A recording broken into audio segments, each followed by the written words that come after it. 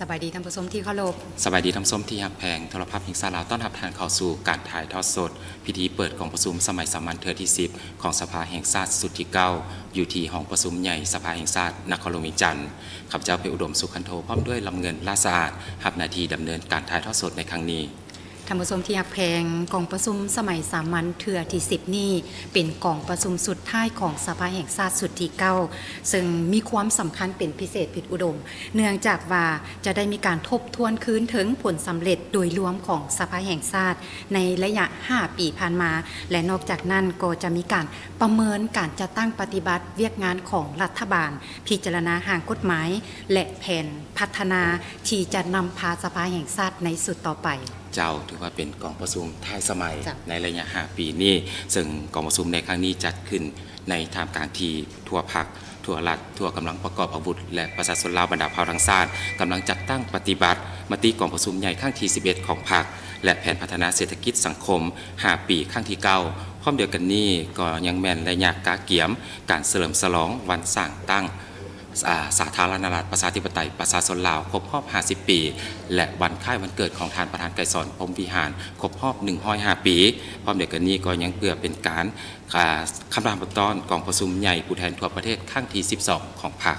และปัจจุบันนี้ในขณะที่ทำการถ่ายทอดสดทางโทรภาพแห่งชาติอยู่คณะผู้แทนกองประชุมก็คือสมาชิกสภาแห่งชาติก็ได้เดินทางมาห้องประชุมสภาแห่งชาติเป็นที่เรียบร้อยแล้วเพื่อที่จะเข้าร่วมพิธีเปิดกองประชุมอย่างเป็นทางการและอิงตามวาระพิธีภายหลังที่คณะน้ำขันสูงเดินทางมาถึงห้องประชุมแห่งชาติคณะประธานสภาก็จะขึ้นสู่เวทีกองประชุมและจะเริ่มด้วยการเคารพธงชาติหลังจากนั้นก็จะได้ขึ้นรับฟังการกล่าวไขสุนทรพจน์ของประธานสภาแห่งชาติท่านไสสมพรพรหมวิหารและถัดจากนั้นก็จะก้าวเข้าสู่การดำเนินกองประชุมสมัยสามัญเทื่อที่10ของสภาแห่งชาติสุดที่9ซึ่งโดยรวมสมาชิกสภาแห่งชาติก็จะได้มีการประกอบคำคิดคำเห็นเข้าใส่บทรายงานของรัฐบาลพิจารณาเรื่องแผนพัฒนาเศรษฐกิจสังคมแผนงบประมาณแห่งรัฐเนื้อในต่างๆพวกเราจะทำการถ่ายทอดสดให้ทานได้ติดตามชมเจ้าซึ่งวาระของการดำเนินของประชุมสมัยสามัญเทื่อที่10ของสภาแห่งชาติสุดที่9นี้ก็จะดำเนินไปจนถึงวันที่21รวมเวลาแล้วก็10วันด้วยกันซึ่งวันนี้ก็เป็นมื้อเปิดอย่างเป็นทางการและทำส้มท่านใดที่ติดตามหับสมอยู่ในขณะนี้ถ้าว่าทุกท่านนั้นอยากจะประกอบความคิดเห็นต่อกับกองประชุมในครั้งนี้ทุกท่านก็สามารถโทรเข้ามาได้ที่หมายเลขสายด่วน156โดยบ่เสียค่าหรือทุกท่านก็สามารถส่งขอความหรือว่าคำคิดเห็นมาได้ที่อีเมลหน้าลาว 156@gmail.com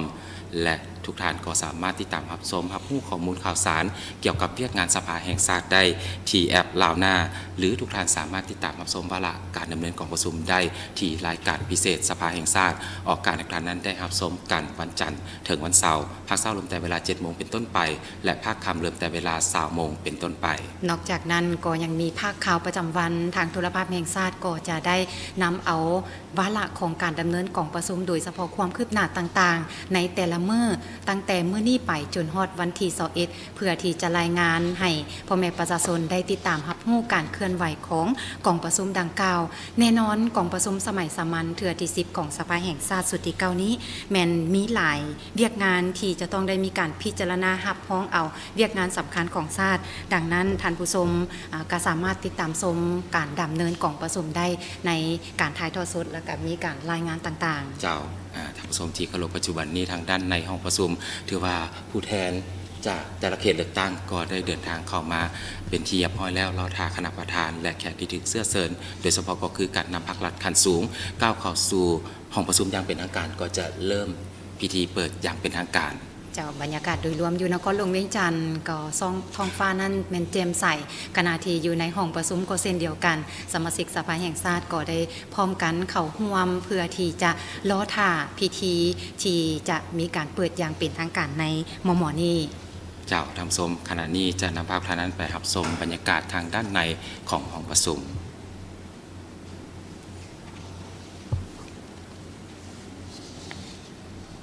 ก็เริ่มตั้งแต่เวลา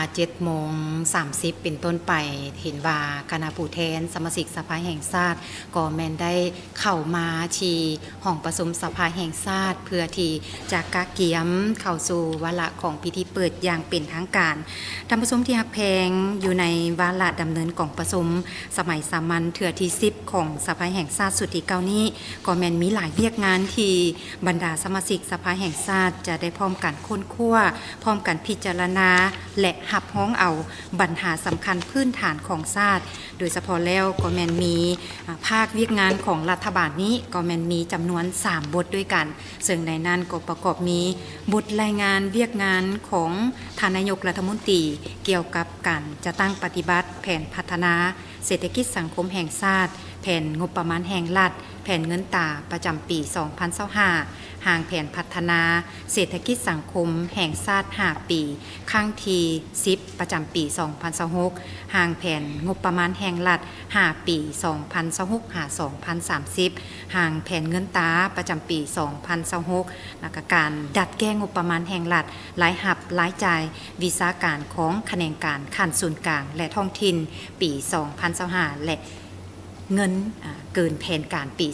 2024 เจ้านอกจากนั้นก็ยังจะได้มีการผ่านบทรายงานการจัดตั้งปฏิบัติวาระแห่งชาติมาด้วยการแก้ไขความยุ่งยากทางด้านเศรษฐกิจการเงินในระยะ5 ปีคือ 2021 หา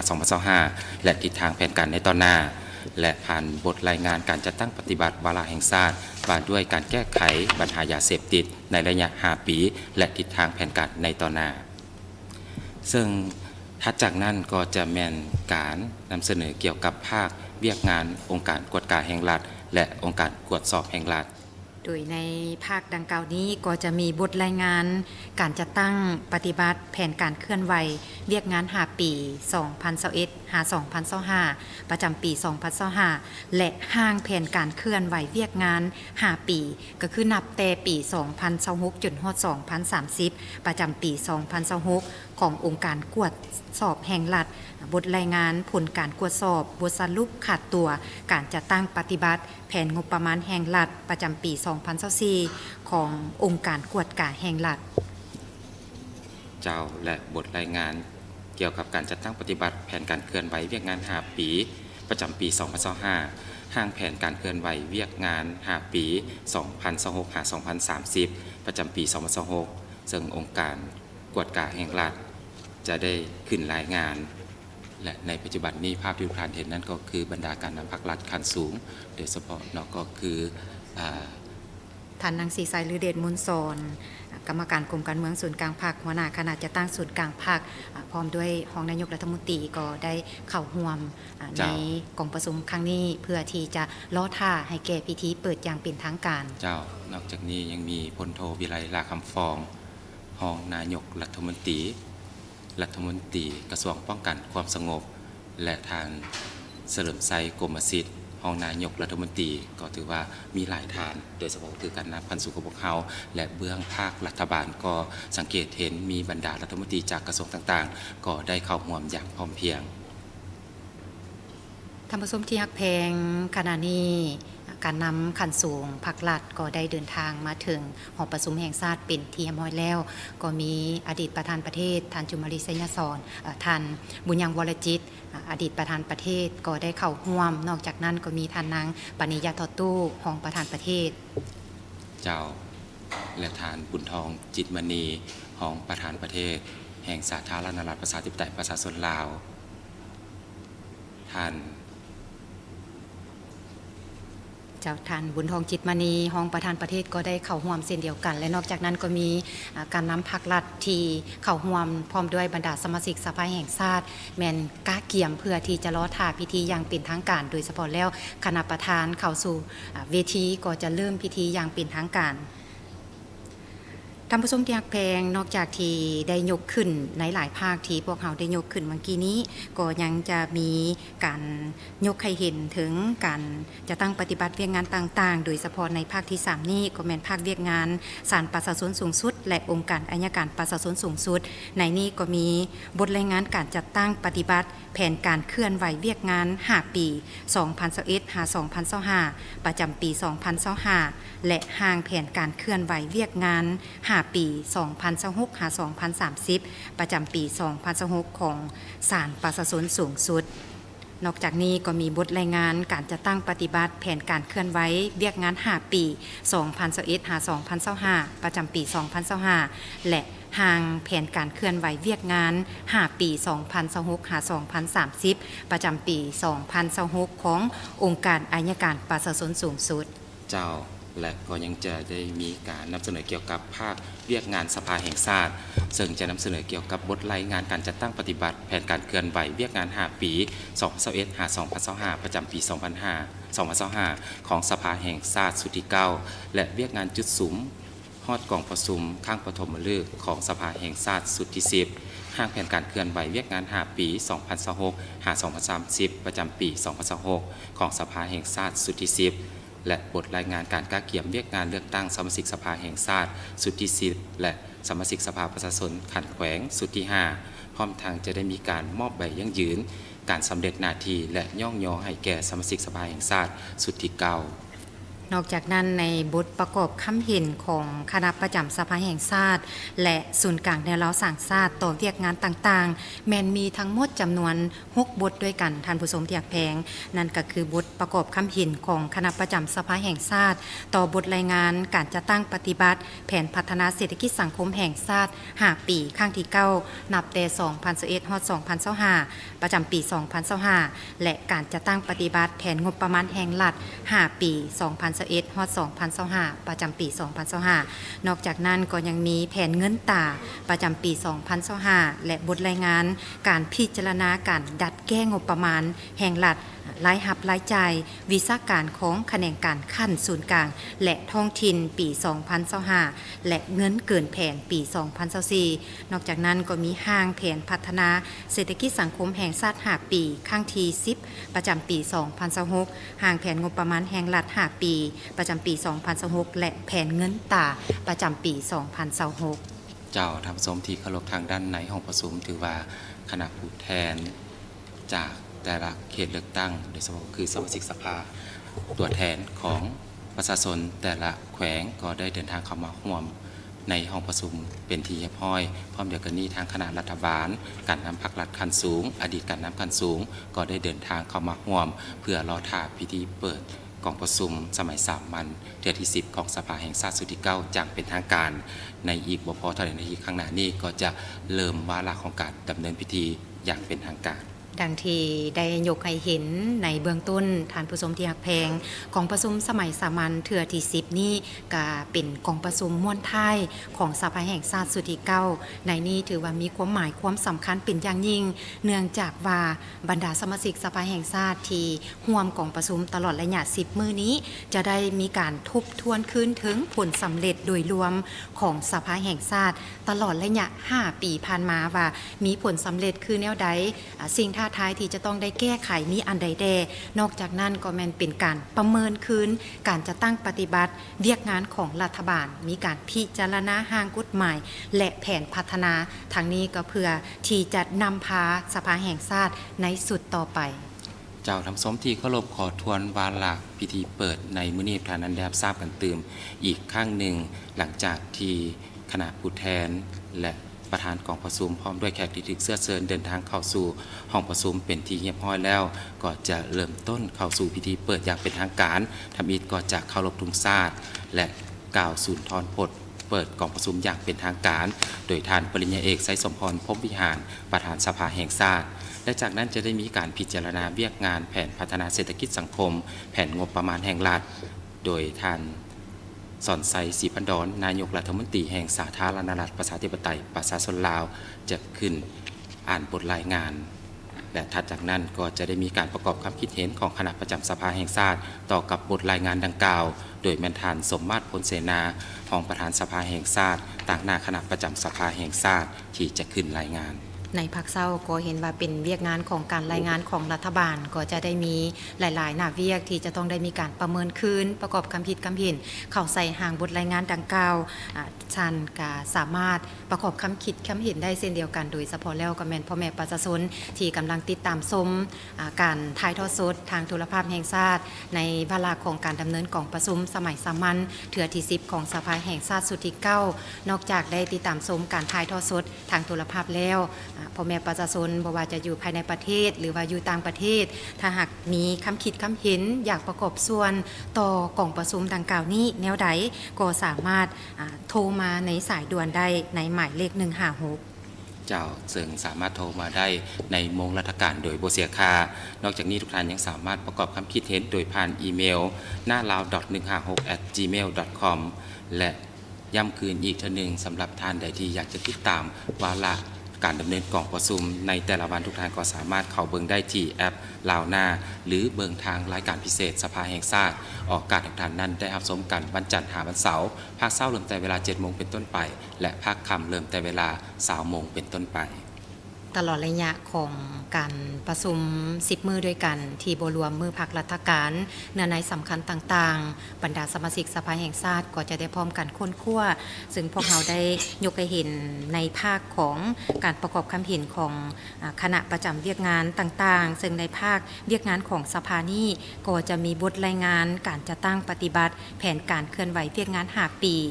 ของสภาแห่งชาติสุดที่9และเวียกงานจุดสุมฮอดกองประชุมข้างปฐมฤกษ์ของสภาแห่งชาติสุดที่10ห่างการเคลื่อนไหวเวียกงาน5ปีประจำปี2026ของสภาแห่งชาติสุดที่10และบทรายงานการกักเกียมการเลือกตั้งสมาชิกสภาแห่งชาติสุดที่10และสมาชิกสภาประชาชนขันแขวงสุดที่5นอกจากนั้นก็เห็นว่ามีเวียกงานอื่นๆที่สำคัญโดยเฉพาะกันแม่นบทประกอบคำเห็นของคณะประจำสภาแห่งชาติและศูนย์กลางแนวเราสั่งชาติต่อเวียกงานต่างๆซึ่งมีทั้งหมดอยู่6บทที่พวกเราได้ยกขึ้นหนึ่งในนั้นก็มี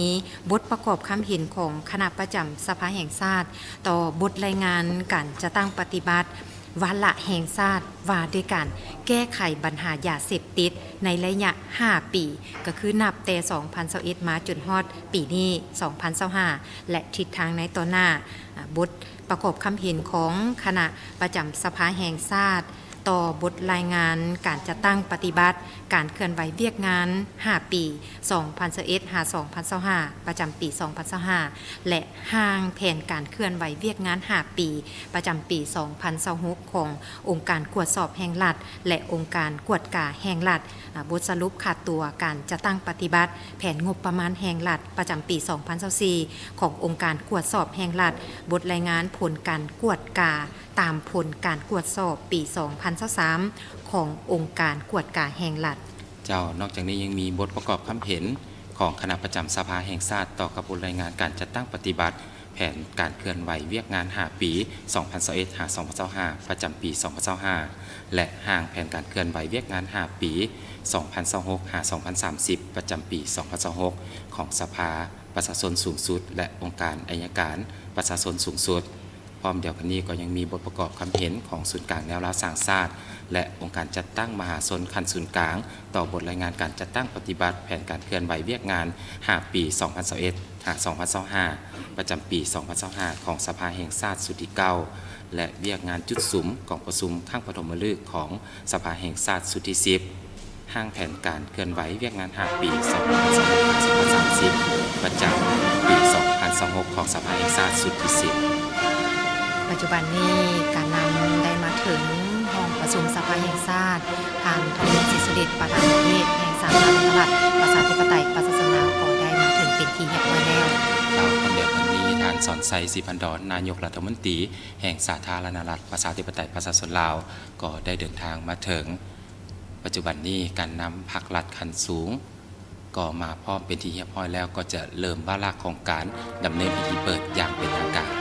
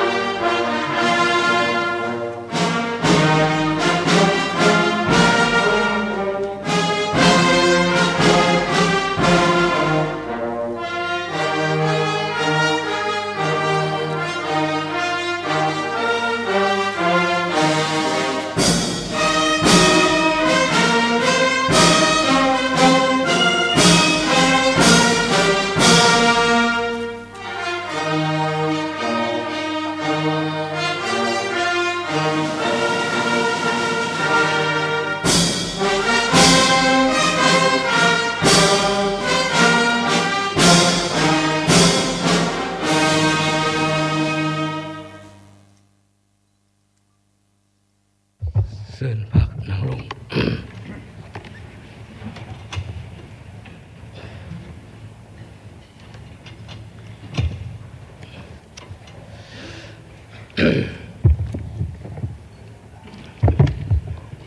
ขอเฮียน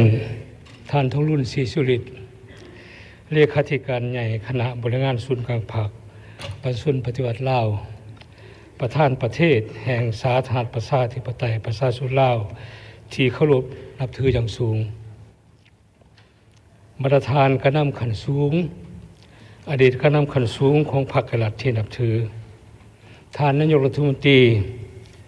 ประธานสมาชิกรัฐบาลที่นับถือประธานสมาชิกสภาแห่งชาติประธานทูตนุทูตผู้ต่างหน้าองค์การจัดตั้งสากลประจำลาวแขกที่มีเกียรติเทียบถือหักแพงทั้งหลายโดยปฏิบัติตามมาตรา58ของรัฐธรรมนูญและมาตรา57ของกฎหมายว่าโดยสภาแห่งชาติมื้อนี้กองประชุมสมัยสามัญเทื่อที่10ของสภาแห่งชาติสุดที่9ได้ไขขึ้นอย่างเป็นทางการในท่ามกลางบรรยากาศที่ทั่วพรรคทั่วรัฐทั่วกำลังประกอบอาวุธและทั่วปวงชนลาวทั้งชาติพ่วมสุมใส่จะตั้งปฏิบัติมติกองประชุมใหญ่ครั้งที่11ของพรรคแผนพัฒนาเศรษฐกิจสังคมแห่งชาติ5ปีครั้งที่9สมัยท้ายสมัยเข้าสู่เวียงานตัวจริงของแต่ละโครงเขตอย่างตั้งหน้า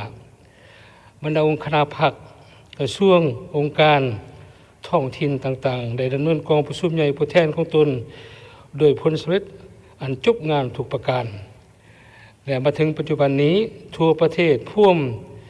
มีขบวนการกาเกียมเฉลิมฉลองวันสถาปนาสาธารณรัฐประชาธิปไตยประชาชนลาวครบรอบ50 ปีและวันเกิดของประธานไกรสอนพรหมวิหารครบรอบ105 ปีด้วยกิจกรรมต่างๆอย่างฟดฟื้นและทั่วภาคพ่วมซุ่มใส่กาเกมพร้อมด้านให้แก่การดำเนินกองประชุมใหญ่ผู้แทนทั่วประเทศครั้งที่2ของตนและกาเกมในการเลือกตั้งสมาชิกสภาแห่งชาติชุดที่10และสมาชิกสภาประชาชนครั้งชุดที่5ที่จัดขึ้นในต้นปี2026นี้ในโอกาสที่มีความหมายความสำคัญนี้กองประชุมมีความภาคภูมิใจและปิติยินดีเป็นอย่างยิ่งที่ได้ต้อนรับท่านทองรุ่นศรีสุริตเลขาธิการใหญ่คณะบริหารงานศูนย์กลางภาคประธานประเทศแห่งสาธารณรัฐประชาธิปไตยประชาชนลาวให้เกียรติเข้าร่วมกองประชุมครั้งนี้ขอแสดงความขอบคุณส่งเสยอย่างสุดอกสุดใจ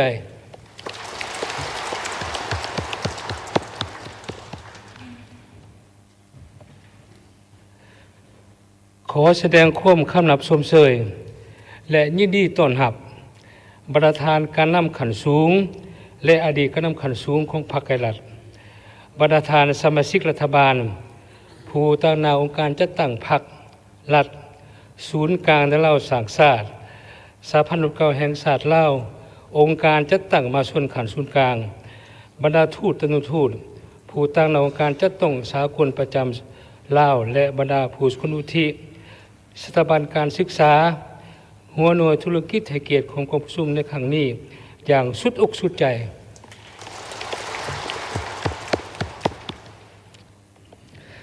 ขอแสดงความขอบคุณเสยมายังบรรดาทานสมาชิกสภาแห่งชาติในฐานะที่เป็นตัวแทนแห่งสิทธิและผลประโยชน์อันชอบธรรมของประชาชนลาวบรรดาทุกประเทศไทยเกียรติเข้าร่วมกองประชุมครั้งนี้อย่างพร้อมเพรียงเฮียงหน้าขอแสดงความตบมือชมเชย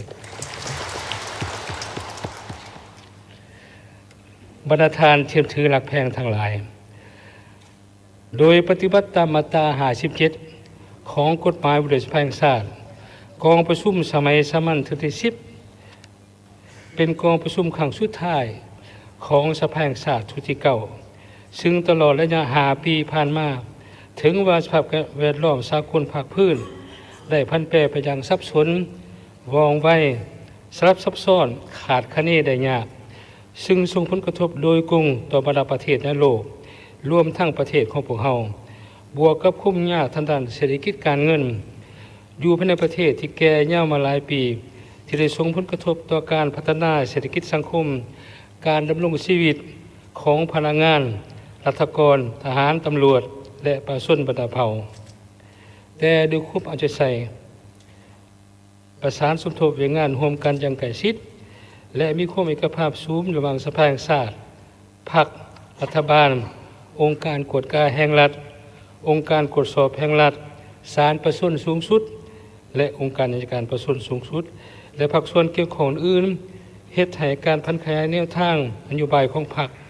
เป็นรายละเอียดของในการสร้างปรับปรุงกฎหมายมีความลึกซึ้งสอดคล้องกับความเป็นจริงหลายขึ้นการพิจารณาพ้องเอาบรรดาปัญหาสำคัญพื้นฐานของประเทศชาติมีความสอดคล้องกับรัฐธรรมนูญกฎหมายบรรดาปฏิของกองประชุมสภาแห่งชาติได้เป็นนิติกรรมแต่เป็นวันเองในการจัดตั้งปฏิบัติงานต่างนับมือนับมีความศักดิ์สิทธิ์นำผลประโยชน์ตัวจริงมาสู่ประเทศชาติและประชาชนบรรดาเผ่าการติดตามกวดกาของสภาแห่งชาติได้สร้างสติครบกฎหมายให้แก่องค์การจัดตั้งรัฐขันธ์ต่างๆให้มีความเข้มงวดการคุ้มครองบริหารรัฐมีความโปร่งใสนักแน่นและมีประสิทธิผลขึ้นบรรดาทานผู้นำภาครัฐบรรดาทานสมาชิกสภาแห่งชาติแขกภายในและต่างประเทศที่เคารพนับถือทั้งหลายโดยปฏิบัติตามรัฐธรรมนูญและกฎหมายโดยสภาแห่งชาติกองประชุมสมัยสามัญที่10ของสภาแห่งชาติสุดที่เก่านี้จะได้พิจารณาห้องปัญหาสำคัญพื้นฐานจำนวนหนึ่งดังนี้ 1. บทรายงานของท่านนายกรัฐมนตรีโดยสังเขปเกี่ยวกับการจัดตั้งปฏิบัติแผนพัฒนาเศรษฐกิจสังคม5 ปีครั้งที่9 2021-2025 และแผนการประจำปี 2025 การจัดตั้งปฏิบัติแผนงบประมาณแห่งรัฐ 2021-2025 และประจำปี 2025 แผนเงินตราประจำปี 2025 หางแผนพัฒนาสิทธิสังคมแห่งชาติ5 ปีครั้งที่ 10 2026-2030 และแผนประจำปี 2026 หางแผนงบประมาณแห่งรัฐ5 ปี 2026-2030 และประจำปี 2026 หางแผนเงินตราประจำปี 2026 แผนการจัดแก้งบประมาณแห่งรัฐและหับรายจ่ายวิชาการโครงคะแนนการขันศูนย์กลางท้องถิ่นปี 2025 และเงินเกินแผนปี 2024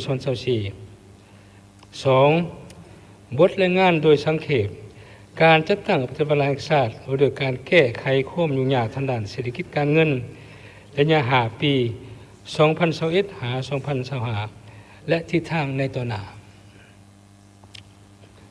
3. บทรายงานการจัดตั้งปฏิบัติแห่งชาติโดยการแก้ไขปัญหายาเสพติดในระยะ5 ปี 2021-2025 และทิศทางในต่อหน้า บท 4. บทรายงานการจัดตั้งแผนการดำเนินงาน5 ปี 2021-2025 และแผนประจำปี 2025 หางแผนการดำเนินงาน5 ปี 2026-2030 แผนประจำปี 2026 โครงการตรวจสอบแห่งรัฐ บทรายงานผลการตรวจสอบบทสรุปขาดตัวการจัดตั้งปฏิบัติแผนงบประมาณแห่งรัฐประจำปี 2024 โครงการตรวจสอบแห่งรัฐ 5. บทรายงานการจัดตั้งปฏิบัติแผนการดำเนินงาน5 ปี 2021-2025 แผนประจำปี 2025 และแผนการดำเนินงาน5 ปี 2026-2030 แผนประจำปี 2026 โครงการกวดกาแห่งรัฐ บทรายงานผลการกวดกาตามผลการตรวจสอบปี 2023 โครงการกวดกาแห่งรัฐ 6. บทรายงานการจัดตั้งแผนการดำเนินงาน5 ปี 2021-2025 แผนประจำปี 2025 หางแผนการดำเนินงาน5 ปี 2026-2030 และแผนประจำปี 2026 ของศาลประชาชนสูงสุด 7. บทรายงานการจัดตั้งแผนการดำเนินงาน5 ปี 2021-2025 แผนประจำปี 2025 และหางแผนการดำเนินงาน5 ปี 2026-2030 แผ แผนประจำปี 2026 โครงการอัยการประชาชนสูงสุดบทรายงานการปฏิบัติการเคยเป็นงาน5 ปี 2021 หา 2025 แผนประจำปี 2025 ของสภาแห่งชาติสุดที่ 9 และเป็นงานจุดสุมฮอดกองประชุมขังปฐมฤกษ์ของสภาแห่งชาติสุดที่ 10 หางแผนการเคยเป็นงาน5 ปี 2026 หา 2030 แผนประจำปี 2026 ของสภาแห่งชาติสุดที่ 10 9. บทรายงานการกาเกียมเวียงงานเลือกตั้งสมาชิกสภาแห่งชาติสุดที่ 10 และสมาชิกสภาผู้แทนขันแขวงสุดที่ 5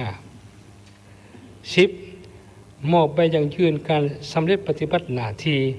และการโยงโย่ให้แก่สมาชิกสภาแห่งชาติสุดที่ 9 นอกนั้นกองประชุมครั้งนี้ยังจะได้รับฟังการชี้แจงของสมาชิกรัฐบาลและภาคส่วนเกี่ยวข้องจำนวนหนึ่งต่อบรรดาคำซักถามของบรรดาทานสมาชิกสภาแห่งชาติบรรดาทานที่ถือหลักแพงทั้งหลายกองประชุมสมัยสามัญที่10 ครั้งนี้จะได้ค้นคว้าพิจารณาห้องเอาปัญหาสำคัญพื้นฐานของประเทศชาติฉะนั้นเพื่อรับประกันเหตุให้การตกลงของกองประชุมมีคุณภาพมีมากมีผลและบรรลุผลตามแผนการที่วางไว้ในนามประธานกองประชุมข้าพเจ้าค่อยห้องมายังทุกภาคส่วนเกี่ยวของจึงพร้อมกันเป็นจิตหนึ่งใจเดียวสุมทุ่มเทแห่งสติปัญญาเข้าในการดำเนินกองประชุมสภาแห่งชาติให้มีความสำเร็จทุกประการเป็นต้นการสนองข้อมูลการค้นคว้าวิเคราะห์วิจัยปัญหาต่างๆให้ละเอียดจ้าแจ้งเพื่อให้การพิจารณาห้องปัญหาสำคัญของชาติมีความสอดคล้องกับในทางนโยบายของพรรครัฐธรรมนูญกฎหมายนำมาผลประโยชน์ตัวจริงมาสู่ประเทศชาติก็คือประชาชนบรรดาเผ่าข้าพเจ้าคือห้องบรรยาบรรทานสมาชิกสภาแห่งชาติจงนำใส่สิทธิประชาธิปไตยของตนตามรัฐธรรมนูญกฎหมายที่ได้กำหนดไว้เสริมขยายหัวคิดประเด็นสร้างเสริฐสู้ความรับผิดชอบการเมืองของตนในการสูมสติปัญญาของในการค้นคว้าเนื้อในอย่างลึกซึ้งประกอบความเห็นต่อปัญหาต่างอย่างทีทวนสร้างสรรค์หัดกุมภาวะวิสัยมีเหตุมีผลสอดคล้องกับทางเปลี่ยนแปลงใหม่ของพรรคสภาพความเป็นจริงทางด้านเศรษฐกิจสังคมของประเทศชาติในปัจจุบันพร้อมกันสอบหาวิธีการมาตรการแก้ไขที่แทนเหมาะกับความเป็นจริงและมีข้อเสนอต่อรัฐบาลเพื่อนำไปพิจารณาแก้ไขต่อปัญหาหีบด่วนเข่งห้อนที่ประชาชนก็คือสังคมคล่องค่อยให้พร้อมนี้แก้ไขเพื่อให้เป็นรูปธรรมร้ายขึ้นกว่าเก่าพร้อมกันนั้นก็เพื่อสร้างความเป็นเอกภาพสูงต่อบรรดาเนื้อในที่สำคัญมาค้นคว้าพิจารณาในกองประชุมครั้งนี้ให้มีประสิทธิผลสามารถทำห้องออกเป็นมติและนำไปจัดตั้งปฏิบัติอย่างเป็นรูปธรรมอย่างแท้จริงในโอกาสอันสง่าราศีนี้ในนามประธานกองประชุมข้าพเจ้าขอประกาศเปิดกองประชุมสมัยสามัญที่10ของสภาแห่งชาติสุดที่ 9อย่างเป็นทางการนับแต่นี้เป็นต้นไปขอขอบใจ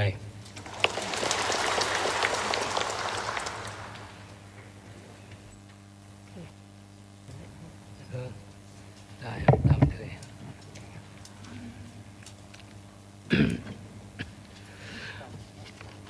เวลาต่อไปนี้โดยปฏิบัติตามตารางของกองประชุมเวลาต่อไปนี้เวลาทำอิฐต่อไปข้าพเจ้าขอถือเป็นเกียรติเฮียนเชิญท่านสอนไส้ศรีพันดอนนายกรัฐมนตรีขึ้นรายงานการจัดตั้งปฏิบัติแผนพัฒนาสิทธิสังคมแห่งชาติ5 ปีครั้งที่ 9แผนประจำปี 2025การปฏิบัติงบประมาณแห่งรัฐปี 2021-2025แผนประจำปี 2025แผนเงินตราประจำปี 2025ห่างแผนพัฒนาสังคมแห่งชาติ5 ปี 2026-2030และแผนประจำปี 2026ห่างแผนงบประมาณแห่งรัฐ5 ปีครั้งที่ 10 2030แผนประจำปี 2026และแผนเงินตราประจำปี 2026การรัดแก้งบประมาณแห่งรัฐ และรับราชการการของคะแนนขันศูนย์กลางท้องถิ่นปี2025เงินเกินแผนปี2024ต่อไปโคเชิญใส่เวลา50นาทีโอ้50นาที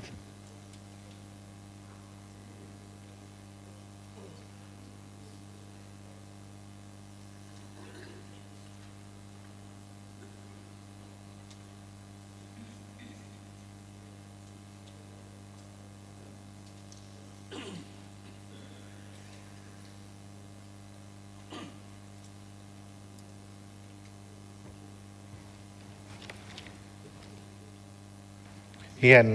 ฐานทกรุ่นศิษริศเลขาธิการใหญ่คณะบริหารส่วนกลางพรรคประธานประเทศแห่งสปปลาวที่เคารพและนับถืออย่างสูง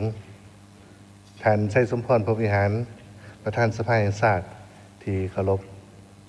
บรรดาทานคณะประธานกองประชุมที่นับถือบรรดาทานการนำพรรครัฐอดีตการนำพรรครัฐสมาชิกสภาแห่งชาติบรรดาทานแขกผู้มีเกียรติทางภายในและต่างประเทศที่นับถือหลักแพงต่างหน้ารัฐบาลข้าพเจ้าขอถือเป็นเกียรติรายงานย่อการจัดตั้งปฏิบัติแผนพัฒนาเศรษฐกิจสังคมแห่งชาติแผนงบประมาณแห่งรัฐแผนเงินตราหาปีครั้งที่2021-2025และแผนปี2025ทิศทางแผนพัฒนาเศรษฐกิจสังคมแห่งชาติหาปีครั้งที่10 2026-2030และแผนปี2026ต่อกองประชุมสมัยสามัญเทื่อที่10ของสภาแห่งชาติสุดที่เก่าดังนี้เนื้อในหย่อของรายงานได้สังรวมผลการจัดตั้งปฏิบัติอย่างงานชุดสุมตามพระบทบาทของรัฐบาลบรรดาคาดหมายที่ได้กำหนดในแผนพัฒนาเศรษฐกิจสังคมแห่งชาติแผนงบประมาณแห่งรัฐแผนเงินตราหาปีครั้งที่เก่าบรรดามติของสภาแห่งชาติเป็นต้นมติ153 154เกี่ยวกับการจัดตั้งปฏิบัติแผนพัฒนาเศรษฐกิจสังคมแห่งชาติแผนงบประมาณแผนเงินตราปี2025ติดพันกับการแก้ไขปัญหาเคียงห่อนทางด้านเศรษฐกิจการเงินตามมติตกลงเลขที่19กรมการเมืองสุขภาพสำหรับผลการจัดตั้งปฏิบัติบรรดาขาดหมายแผนการหาปีและแผนปี2025นั้นได้แจกจ่ายบทรายงานละเอียดให้บรรดาทานแล้วและผลการจัดตั้งปฏิบัติ2วาระแห่งชาติเป็นทานห้องนายกรัฐมนตรีกระทรวงป้องกันความสงบและทานห้องนายกรัฐมนตรีผู้ชี้นำเรื่องงานเศรษฐกิจและการพัวพันหัวมือกับต่างประเทศจะได้รายงานเฉพาะตามวาระของกองประชุมต่อไปสำหรับตัวเลขและข้อมูลในรายงานฉบับนี้แม้นำใส่ตัวเลขข้อมูลสรุปหาปีผ่านมาส่วนการสรุปประจำปี2025แม้นำใส่ตัวเลข10เดือนและขาดคะแนนเมื่อปีรายละเอียดมีบทรายงานของกระทรวงการเงินธนาคารแห่งสปปลาวและกระทรวงเกี่ยวข้องในแจกจ่ายให้บรรดาทานไปแล้วบทรายงานของข้าพเจ้าประกอบด้วย3ภาคที่1ที่ราคาการจัดตั้งปฏิบัติแผนพัฒนาเศรษฐกิจสังคมแห่งชาติแผนงบประมาณแห่งรัฐแผนเงินตราหาปีครั้งที่9และแผนปี2025ภาคที่2ทิศทางแผนพัฒนาเศรษฐกิจสังคมแห่งชาติหาปีครั้งที่10และแผนปี2026และภาคที่3เป็นข้อเสนอจำนวนหนึ่งสำหรับภาคที่1ก่อนอื่นเมื่อข้าพเจ้าเห็นดีเป็นเอกภาพสูงต่อคำคิดคำเห็นของท่านประธานสภาแห่งชาติในบทกล่าวเปิดกองประชุมที่ได้ตีราคาแจ้งเกี่ยวกับสภาพการสากลและภาคพื้นยังสืบต่อเข่งห่อนซับซ้อนและขาดเดาได้ยากนอกนั้นสภาพภัยพิบัติทางธรรมชาติก็เกิดขึ้นอย่างต่อเนื่องซึ่งยังสืบต่อเป็นสิ่งท้าทายและสร้างผลเสียหายต่อชีวิตทรัพย์สินของประชาชนอยู่หลายประเทศเหตุให้สภาพเศรษฐกิจโลกที่มีความยุ่งยากอยู่แล้วนั้นยิ่งสืบต่อเพิ่มความผันผวนและมีผลกระทบเป็นวงกว้างเติมอีกสำหรับอยู่ประเทศเท่าในระยะ5 ปีผ่านมาแน่นอนว่าบ่สามารถหลีกเลี่ยงผลกระทบจากสภาพดังกล่าวทั้งข้างกงและทางอ้อมบ่หลายก็น้อยนอกจากสภาพของภาคพื้นและสากลและผลกระทบที่สืบเนื่องจากการระบาดของพยาธิโควิด -19 แล้วยังเกิดมีสภาพความยุ่งยากทางด้านเศรษฐกิจการเงินโดยเฉพาะปัญหาภัยเงินเฟ้ออัตราแลกเปลี่ยนเน้นตีแห้งราคาสินค้าเพิ่มขึ้นและปัญหาหนี้สินผลกระทบจากภัยพิบัติทางธรรมชาติหนักหน่วงเหตุให้เกิดมีสภาพฝนตกหนักอยู่หลายแขวงในทั่วประเทศ พาให้เกิดมีสภาพน้ำท่วมและน้ำป่าไหลสุในแต่ละปีโดยส่งผลกระทบต่อชีวิตการเป็นอยู่ทรัพย์สินของประชาชนและสร้างความเสียหายต่อโครงสร้างพื้นฐานทางด้านเศรษฐกิจสังคมและสิ่งแวดล้อมของประเทศเฮาต่อสภาพการดังกล่าวรัฐบาลและองค์การปกครองท้องถิ่นได้สืบต่อพันธุ์ขยายและแก้ไขปัญหาร่วมของชาติอย่างต่างหน้าโดยภายใต้การนำพาซี่นำอย่างใกล้ชิดของศูนย์กลางพรรคและติดตามกวดกาสนับสนุนอย่างเป็นปกติของสภาแห่งชาติการประกอบส่วนของทุกภาคส่วนในสังคมและการช่วยเหลือสนับสนุนจากคู่ร่วมพัฒนาองค์การจัดตั้งสากลและประเทศเพื่อนมิตรได้เฮ็ดให้การพัฒนาเศรษฐกิจสังคมของประเทศเฮายังสืบต่อขยายตัวอย่างต่อเนื่องซึ่งสามารถสังรวมผลสำเร็จด้วยสังเขปในแต่ละด้านดังนี้1โครงเขตป้องกันศาสตร์ป้องกันความสงบได้สืบต่อสมใส่จัดตั้งปฏิบัติแนวทางป้องกันศาสตร์ป้องกันความสงบทั่วปวงชนหอบด่านอย่างต่างหน้าเป็นต้นแม่นสมใส่ปฏิบัติ4หน้าที่ใหญ่26แผนงานของกำลังป้องกันศาสตร์4แผนงาน41โครงการของกำลังป้องกันความสงบได้สำเร็จตามระดับขาดหมายที่วางไว้ได้สมใส่การจัดส่งกำลังลงก่อสร้างหากฐานการเมืองติดพันกับการพัฒนาชนบทหอบด่านอย่างมีจุดสูงสกัดกั้นและต้านทุกการเคลื่อนไหวของกลุ่มคนบดีโดยเฉพาะแม้นได้แก้ไขสภาพความบ่สงบตามบริเวณชายแดนอย่างทันการด้วยมาตรการและวิธีการที่คล่องแคล่วนิ่มนวลเฮ็ดให้สภาพได้กลับคืนสู่ปกติโดยไวพร้อมกันนั้นก็ได้สืบต่อสมใส่ปฏิบัติ6เวียกจุดสุมที่ได้กำหนดไว้ในวาระแห่งชาติว่าโดยการแก้ไขปัญหายาเสพติดและสืบต่อแก้ไขบรรดาปรากฏการณ์หย่อท่อต่างๆที่เกิดขึ้นในสังคมตามคำสั่งเลขที่27ของนายกพร้อมทั้งก็ได้ร่วมกับอำนาจการปกครองท้องถิ่นในการแก้ไขภัยพิบัติทางธรรมชาติที่เกิดขึ้นในแต่ละปีเพื่อกอบกู้เอาผู้เข้าให้และฟื้นฟูแก้ไขผลกระทบกันต่อกันเป็นอยู่และทรัพย์สินของประชาชนให้กลับคืนสู่สภาวะปกติโดยไวจากผลสำเร็จดังกล่าวได้เฮ็ดให้พวกเฮาสืบต่อปกปักรักษาได้อธิปไตยเขตน้ำแดนดินของชาติไว้ได้อย่างมั่นคงการเมืองสืบต่อมีเสถียรภาพอย่างนักแน่นสังคมมีความสงบปลอดภัยและมีความเป็นระเบียบเรียบร้อยโดยพื้นฐาน2โครงเขตเศรษฐกิจได้สวมใส่ปฏิบัติบรรดามติสมัย11ของพรรคเป็นต้นแมนปฏิบัติ12เวียกจุดสุมทางด้านเศรษฐกิจตามทิศ4นำของกองประชุมศูนย์กลางครบคณะครั้งที่10สมัย11ไปเคียงคู่กับการปฏิบัติบรรดามติของสภาแห่งชาติเกี่ยวกับแผนพัฒนาเศรษฐกิจสังคมแห่งชาติ5ปีครั้งที่9แผนประจำปี2025และบรรดาเวียกจุดสุมของการแก้ไขปัญหาเคียงห่อนทางด้านเศรษฐกิจการเงินตามมติตกลงเลขที่19ของกรมการเมืองส่วนการพรรคดังนี้ 1. การขยายตัวทางด้านเศรษฐกิจเดี๋ยวจะใส่ปฏิบัติมาตรการต่างๆเพื่อแก้ไขความยุ่งยากทางด้านเศรษฐกิจการเงินและอยู่แห่งการเติบโตของเศรษฐกิจผ่านการจัดตั้งปฏิบัติตัวจริงเป็นสามารถเทศให้เศรษฐกิจสืบต่อขยายตัวตามแผนหาปีกำหนดเฉลี่ยเป็น 4.24 ส่วนห้อยต่อปีสำหรับปี2025คาดคะเนว่าจะขยายตัวในระดับ 4.8 ส่วนห้อยในนี้คะแนนกสิกรรมขยายตัว 2.9 ส่วนห้อยความเอา 19.4% ของ GDP คะแนนอุตสาหกรรมขยายตัวเฉลี่ย 4.7 ส่วนห้อยความเอา 32.5 ส่วนห้อยของ GDP คะแนนบริการขยายตัว 4.5 ส่วนห้อยความเอา 36.6 ส่วนห้อยของ GDP ภาษีอากรผลิตภัณฑ์สุทธิขยายตัวเฉลี่ย 3.8 ส่วนห้อยความเอา 11.5 ส่วนห้อยของ GDP ปัจจัยต้นต่อที่ซุกอยู่การเติบโตแม้นมาจากการผลิตเสบียงอาหารเพื่อบริโภคภายในและการส่งออกจำนวนหนึ่งการผลิตของแขนงไฟฟ้าบ่อแฮอุตสาหกรรมปรุงแต่งการขนส่งและการท่องเที่ยวถึงในใดก็ตามเห็นว่าแขนงบริการ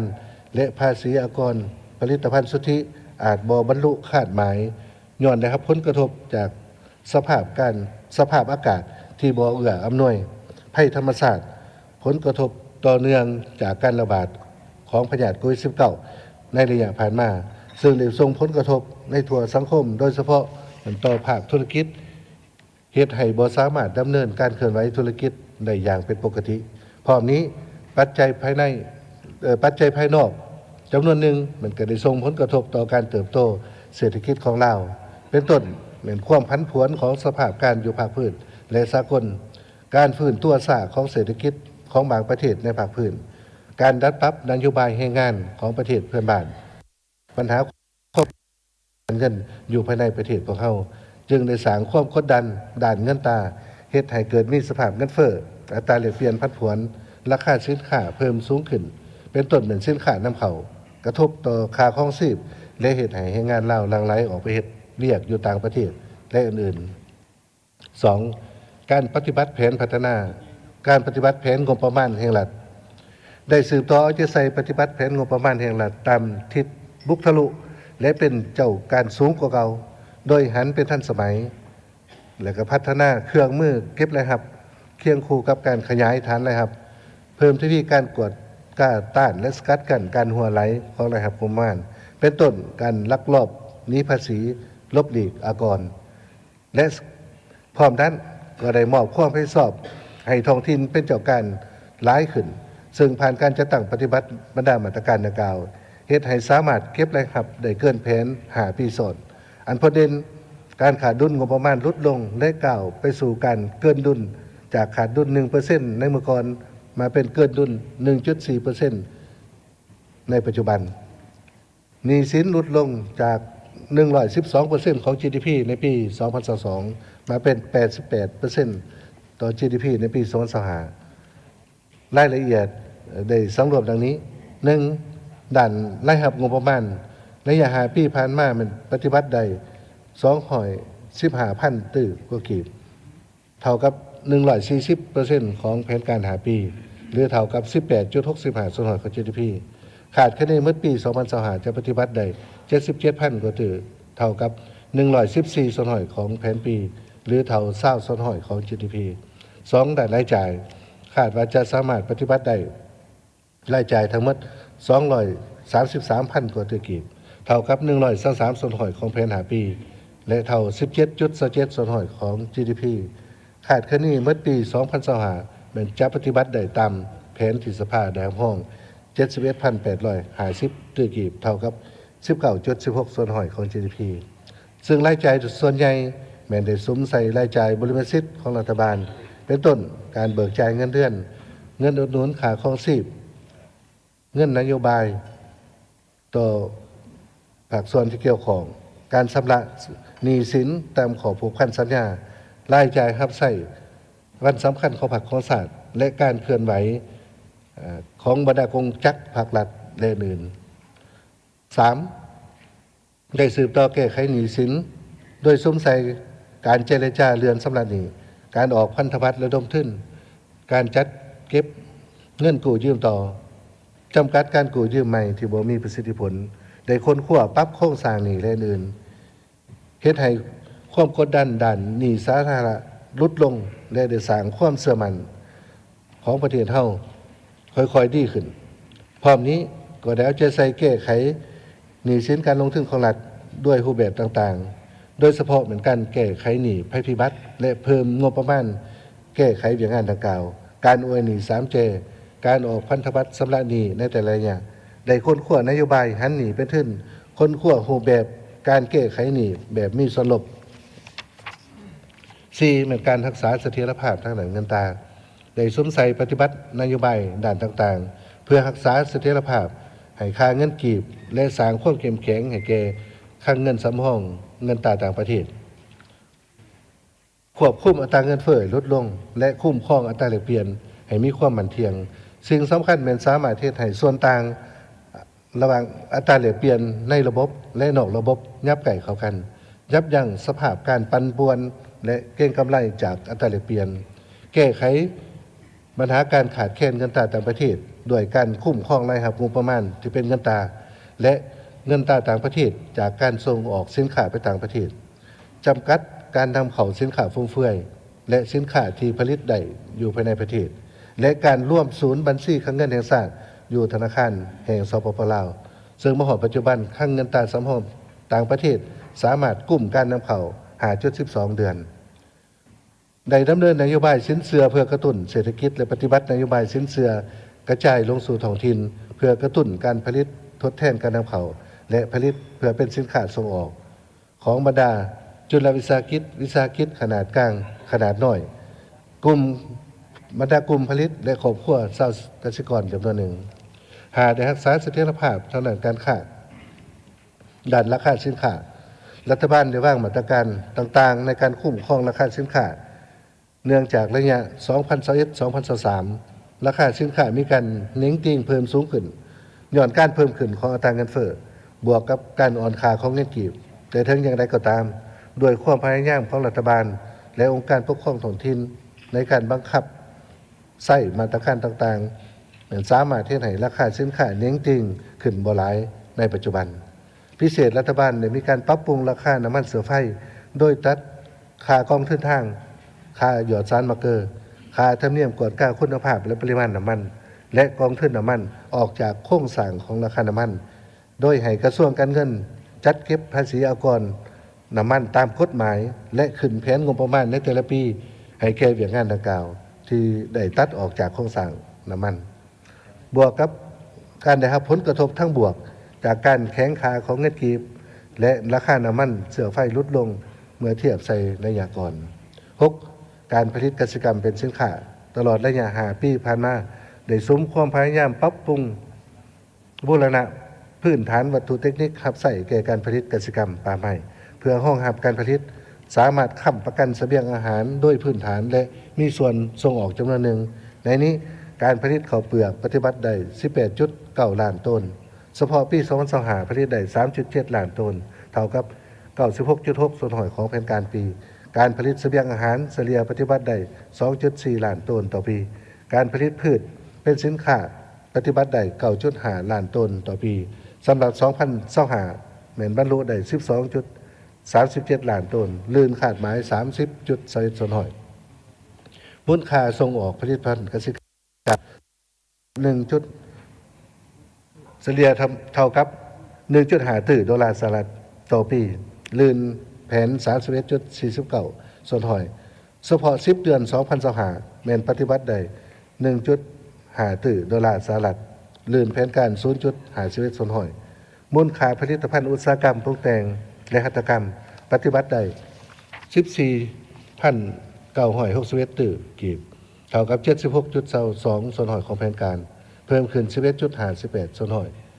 ขาดคะแนนเมื่อปี 2025 จะบรรลุได้ตามแผนการ 19,629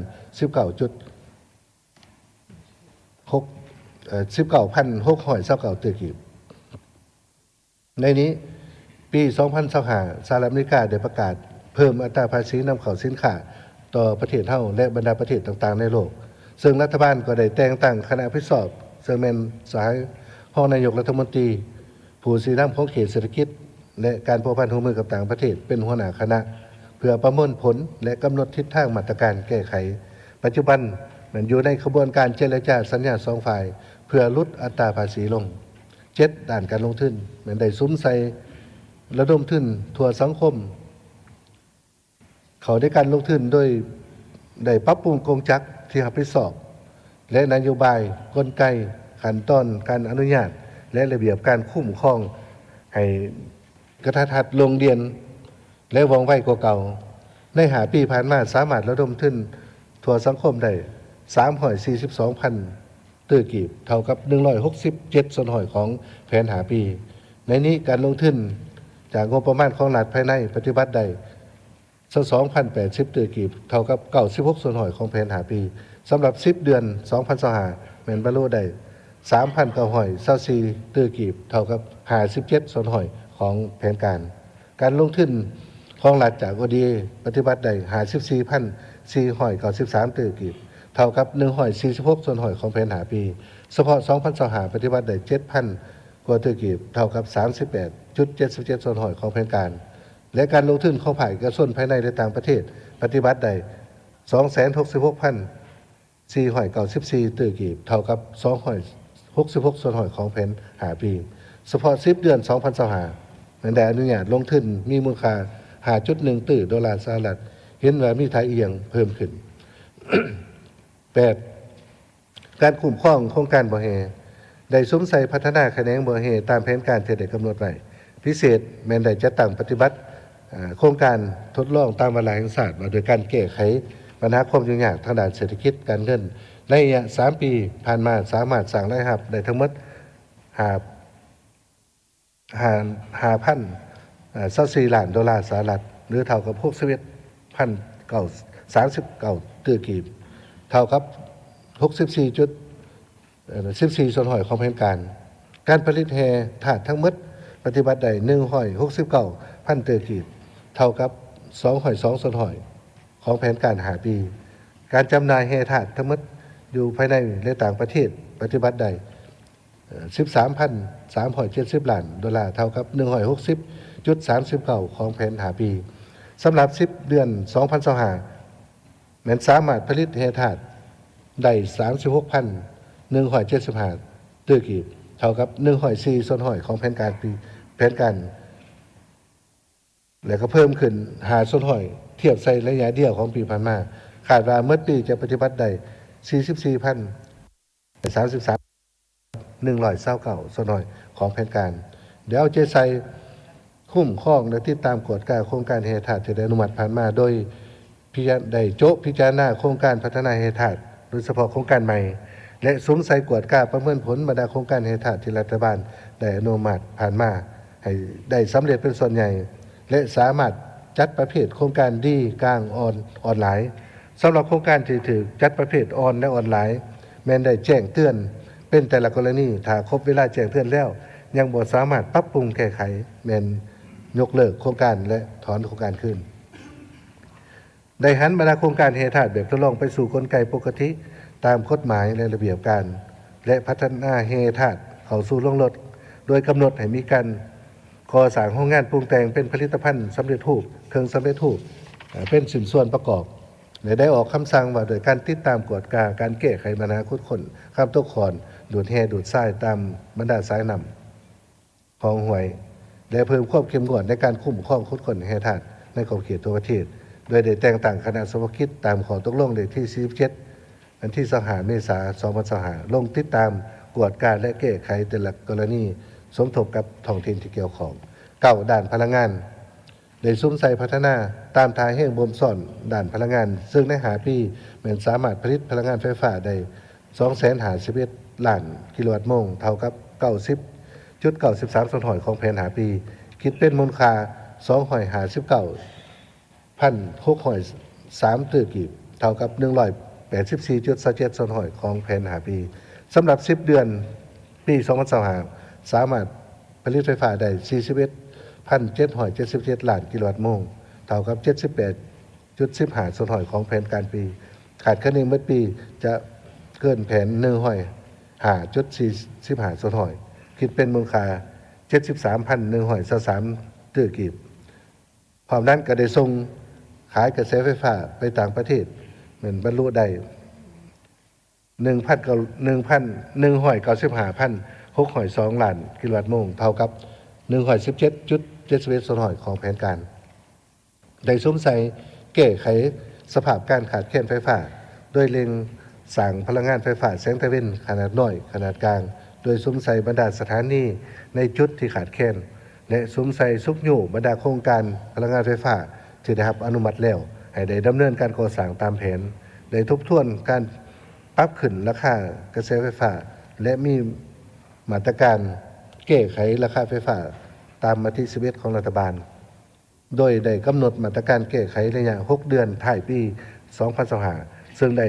ดัดปรับค่าผ่านสายส่งลงและบ่ให้เพิ่มขึ้นเป็นแต่ละเดือนคือผ่านมาซึ่งสามารถที่ให้ราคาไฟฟ้าลดลงและลดผ่อนหางเสียงโจมตีของสังคมไปเคียงคู่กับการปฏิบัติมาตรการระยะกลางระยะยาว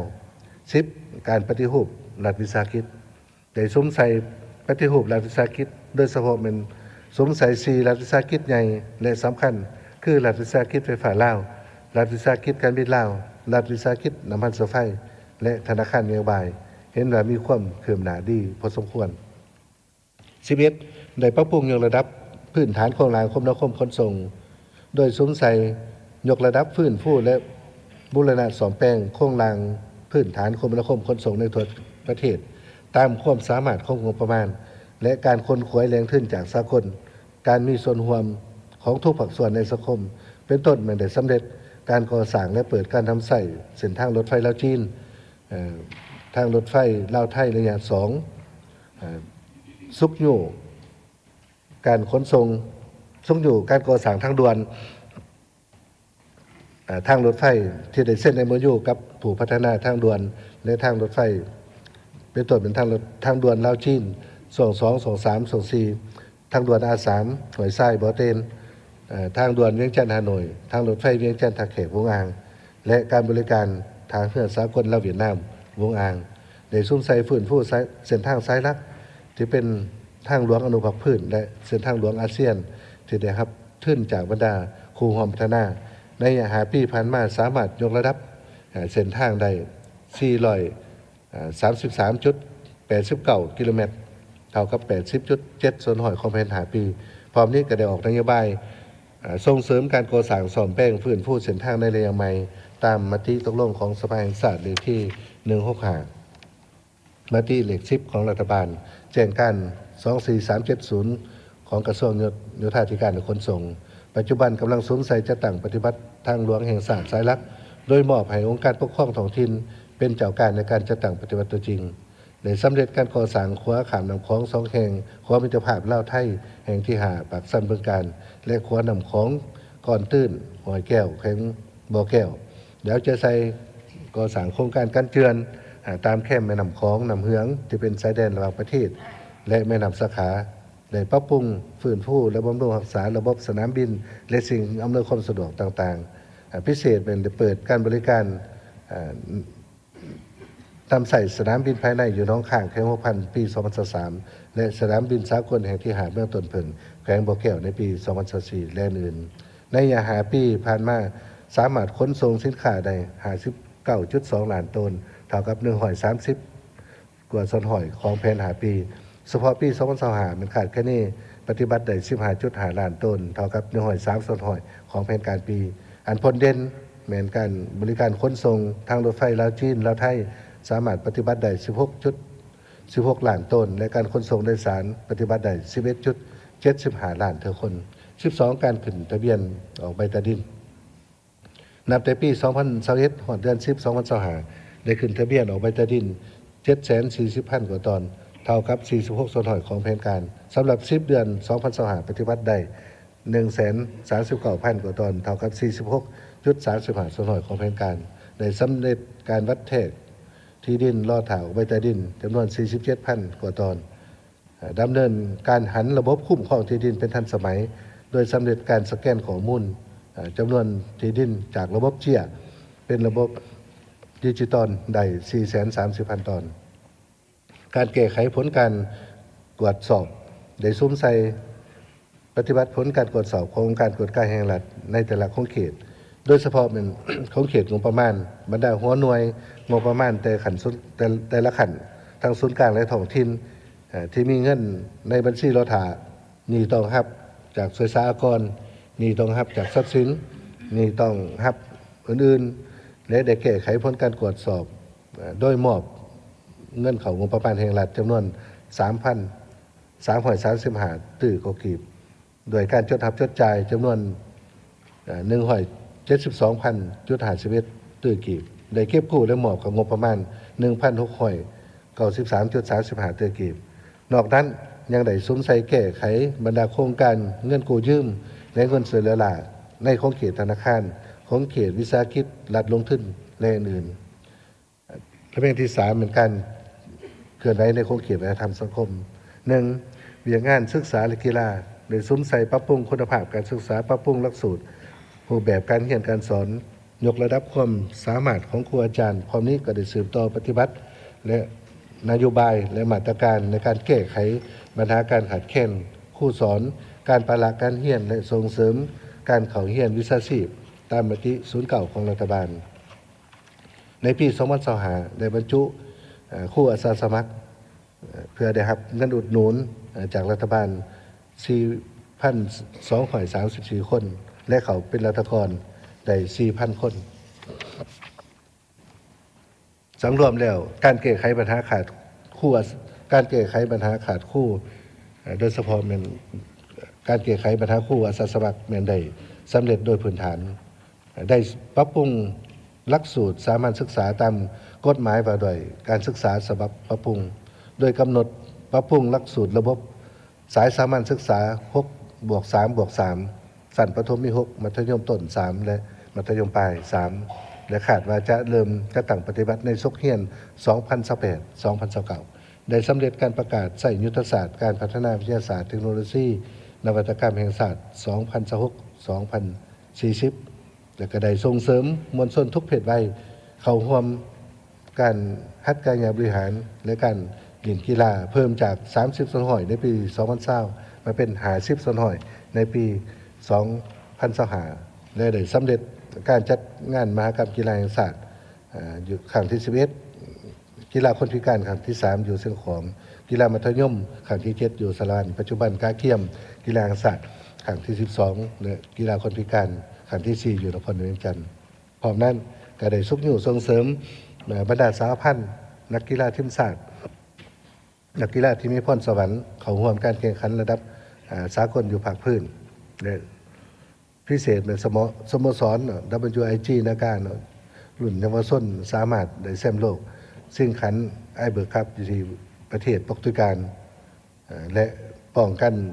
แชมป์อยู่สโมสรภาคพื้นอยู่สปจีนเป็นครั้งที่2ซึ่งได้สร้างผลงานและชื่อเสียงในวงการกีฬาบันเตะของลาวเฮาในวิธีภาคพื้นและสากลเวียงงานสาธารณสุขมันได้เล็งปรับปรุงคุณภาพการบริการสาธารณสุขในสถานบริการสาธารณสุขในขอบเขตทั่วประเทศตามนโยบายหาดีหนึ่งพอใจสมใส่ปรับปรุงพื้นฐานโครงสร้างประกอบบุคลากรในอุปกรณ์การแพทย์ที่ทันสมัยอยู่ขันศูนย์กลางและท้องถิ่น3เวียงงานให้งานสวัสดิการสังคมเดี๋ยวจะใส่พัฒนาฝีมือให้งานในดีขึ้นเพื่อตอบสนองความเป็นห่วงต่อการของตลาดแรงงานในรูปแบบต่างๆส่งเสริมการจัดหาเบียดเขตการทำเข้าสู่ตลาดแรงงานภายในต่างประเทศการขึ้นทะเบียนแรงงานลาวที่มีความต่อการเฮ็ดเวียกอยู่ภายในและต่างประเทศและปรับปรุงและเปิดการนำใส่ระบบฐานข้อมูลขึ้นทะเบียนแรงงานต่างประเทศที่เขามาเฮ็ดเวียกอยู่สปป.ลาวแล้วก็ได้ช่วยเหลือเป็นพวกให้แก่ประชาชนที่ได้รับผลกระทบจากภัยพิบัติจากต่างประเทศพร้อมกันนั้นก็ได้คนขั้วและจัดตั้งปฏิบัตินโยบายต่อผู้ที่มีผลงานความดีในภารกิจการปฏิวัติศาสตร์ประชาธิปไตยในระยะผ่านมา4เวียงงานแถลงข่าวได้พยายาม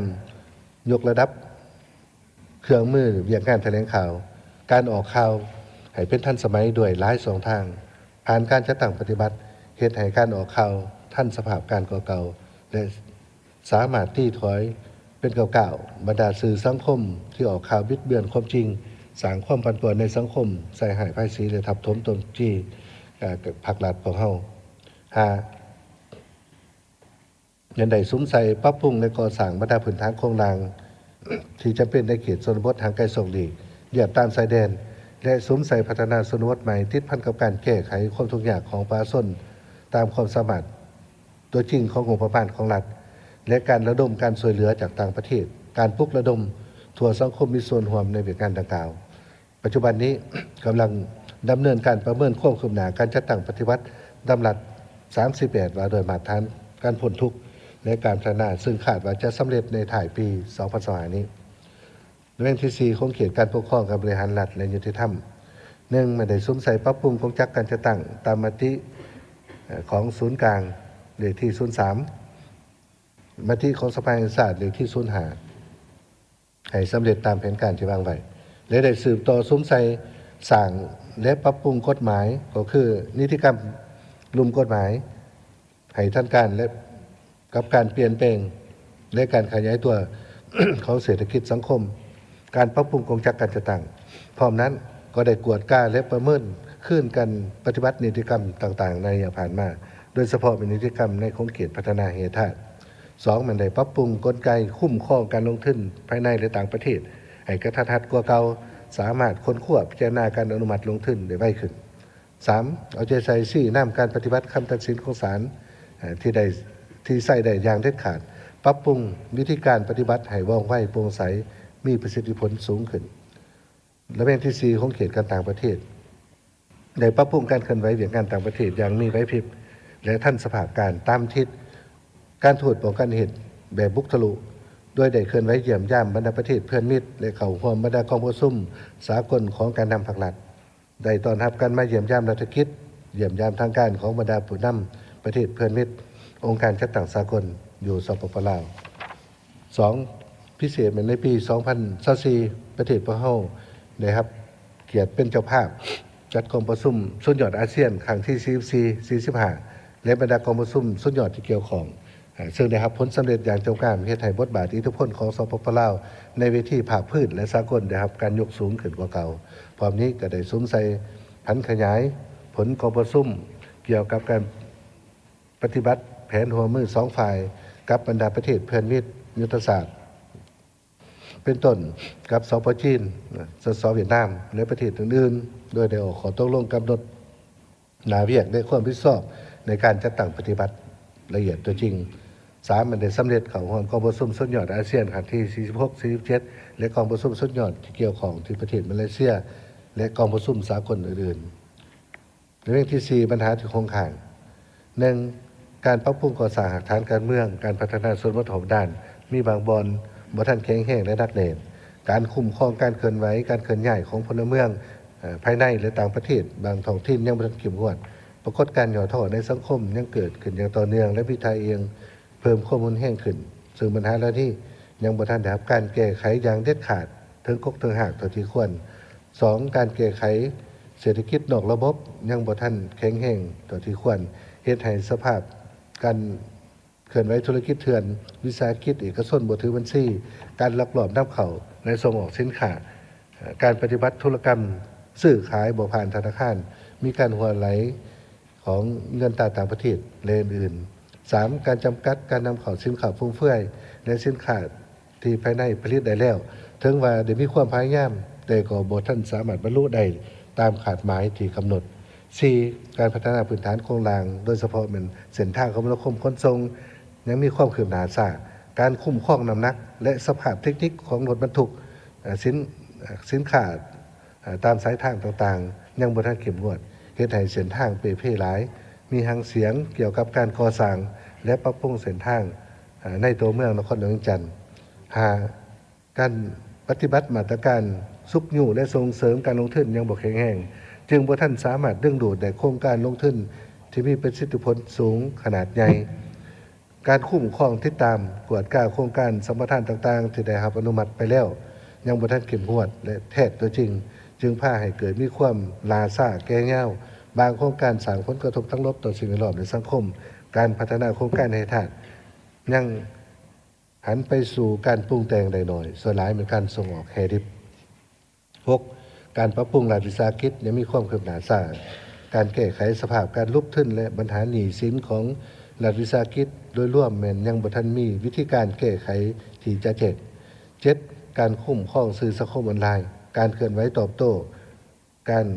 แก้ไขบรรดาเป้าหมายก่อความไม่สงบผ่านสื่อออนไลน์ยังบ่ทันสภาพการขาดความแหลมคมและบ่ทันมีหลายรูปหลายสีเข้มงวดเท่าที่ควร 8. การแก้ไขนโยบายสวัสดิการสังคมและชีวิตการเป็นอยู่ของพนักงานราชการ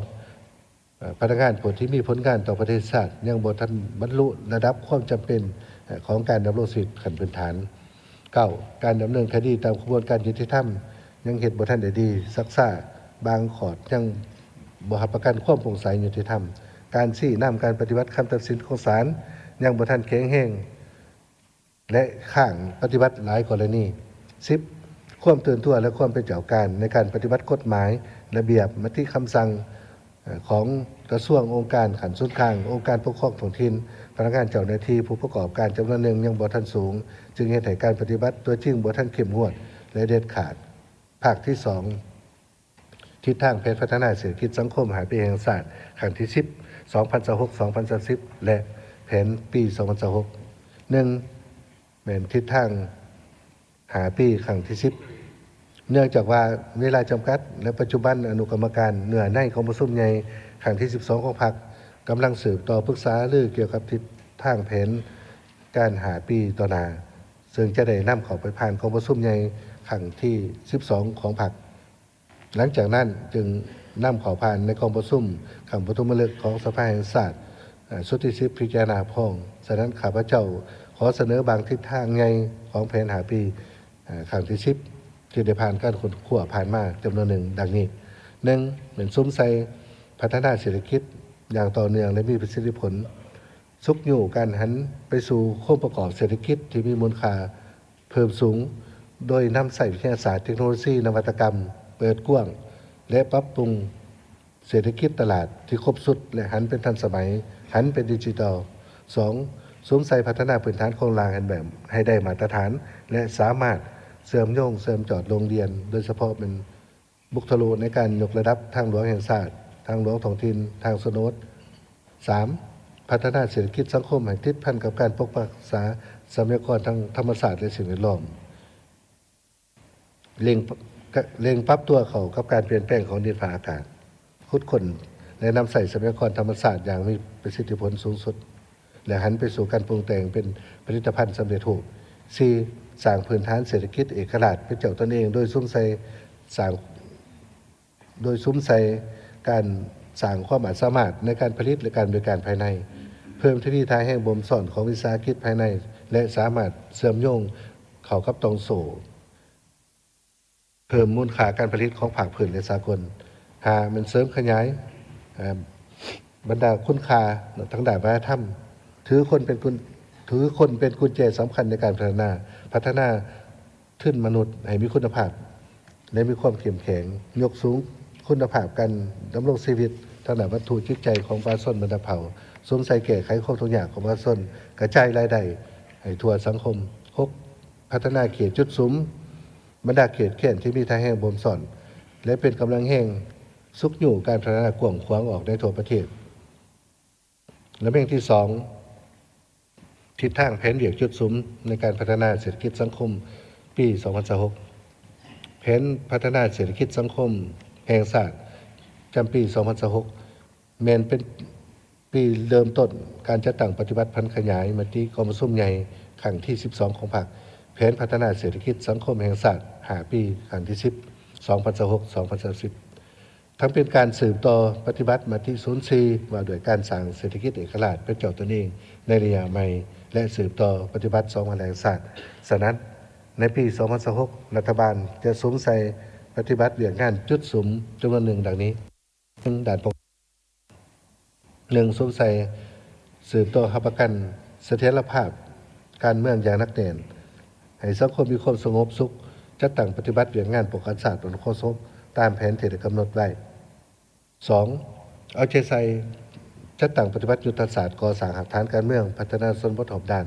โดยสวมใส่หับประกันให้ประเทศชาติมีความสงบแก้ไขบรรดาปรากฏการณ์หย่อถ่อในสังคมเอาใจใส่กวดกาพื้นที่และจุดขามลอยโดยเฉพาะบริเวณชายแดนระหว่างประเทศ 2. ด้านเศรษฐกิจ 1. คุ้มครองเศรษฐกิจมหาภาคให้มีเสถียรภาพโดยสวมใส่สืบต่อปฏิบัติมติ04ว่าโดยการสร้างเศรษฐกิจเอกราชเป็นเจ้าตนเองสวมใส่แก้ไขปัญหาเคียงห่อนทางด้านเศรษฐกิจซุกอยู่การเก็บรายรับให้เพิ่มขึ้นโดยการเก็บรายรับให้ครบถ้วนและนำใส่เครื่องมือทันสมัยในการคุ้มครองรายรับรายจ่ายปรับปรุงกลไกคุ้มครองรายจ่ายให้มีประสิทธิผลติดพันกับนโยบายประหยัดและต้านการฟุ่มเฟือย 2. สู่ส่วนเก็บรายรับงบประมาณ 2026 ให้ได้บ่หลุด20%ของ GDP ตามทิศสอจ.โดยสวมใส่สั่งนโยบายซุกอยู่ส่งเสริมให้หัวหน่วยรายรับใหม่เพิ่มขึ้นและอยู่การหันเป็นทันสมัยในการจัดเก็บรายรับจากฐานรายรับที่มีแล้วให้ครบถ้วนและแข็งแรงกว่าเก่า 3. นั่นสืบต่อดำเนินนโยบายผสมผสานโดยการสืบต่อปฏิบัตินโยบายเครื่องมือด้านเงินตราให้ครบถ้วนสืบต่อประเมินและทบทวนขึ้นอัตราดอกเบี้ยพื้นฐานของธนาคารแห่งสปป.ลาวอัตราส่วนเงินแห่ฝากบังคับให้มีวิทยาศาสตร์และสอดคล้องกับแต่ละระยะควบคุมปริมาณเงิน M2 ให้สมคู่กับการขยายตัวทางด้านเศรษฐกิจและสอดคล้องกับนโยบายเงินตรา 4. เงินสืบต่อปฏิบัติอัตราแลกเปลี่ยนตามกลไกตลาดที่มีการคุ้มครองดัชสมของรัฐเป็นต้นเหมือนการปรับปรุงพัฒนาตลาดซื้อขายเงินตราผ่านอิเล็กทรอนิกส์พร้อมทั้งกวดกา ธนาคารธุรกิจที่เฮ็ดธุรกรรมซื้อขายเงินต่างประเทศกวดการดำเนินงานของตลาดซื้อขายผ่านอิเล็กทรอนิกส์ตามระเบียบการที่กำหนดไว้หามันคุ้มครองแหล่งเงินต่างประเทศเข้าสู่ระบบธนาคารให้ร้ายขึ้นโฆษณาส่งเสริมการนำใส่เงินกีบเพื่อพวกระดมให้สังคมยกสูงคุณค่าเงินกีบนำใส่กลไกสกุลเงินท้องถิ่นในการสำหรับสร้างสินค้าและบริการอยู่สปปลาวกับบรรดาประเทศอ้อมข้างและคู่ค้าปรับปรุงสภาพแวดล้อมการลงทุนภายในของต่างประเทศให้มีความสะดวกกระทัดว่องไวกว่าเก่า7สืบต่อสุขอยู่เศรษฐกิจให้ขยายตัวตามแขนงเศรษฐกิจไปแหลม8เป็นส่งเสริมพัฒนาจุลวิสาหกิจขนาดน้อยขนาดกลางให้เข้มแข็งโดยการปฏิบัตินโยบายสินเชื่อเพื่อกระตุ้นเศรษฐกิจและกระจายแรงทุนและนำใส่กองทุนต่างๆให้มีประสิทธิผล9เป็นสืบต่อปฏิบัติปรับปรุงรัฐวิสาหกิจให้เข้มแข็งและส่งเสริมกลุ่มการผลิตของปลาส้นเศรษฐกิจหัวมือของภาคส่วนต่างๆและพัฒนาเศรษฐกิจดิจิทัลให้ขยายตัวดีขึ้น10มันปรับปรุงบรรดาเส้นทางคมนาคมทางบกทางล่างทางน้ำทางอากาศตามแนวทางเศรษฐกิจต่างๆ11ยกระดับพื้นฐานโครงสร้างคมนาคมให้ได้มาตรฐานสากลสามารถเสริมโยงภาคพื้นสากลสุขยู่ส่งเสริมการพัฒนาอุตสาหกรรมดิจิทัลค้นคว้านำใส่เทคโนโลยีระดับสูง3ทางด้านวัฒนธรรมเป็น1ค้นคว้านโยบาย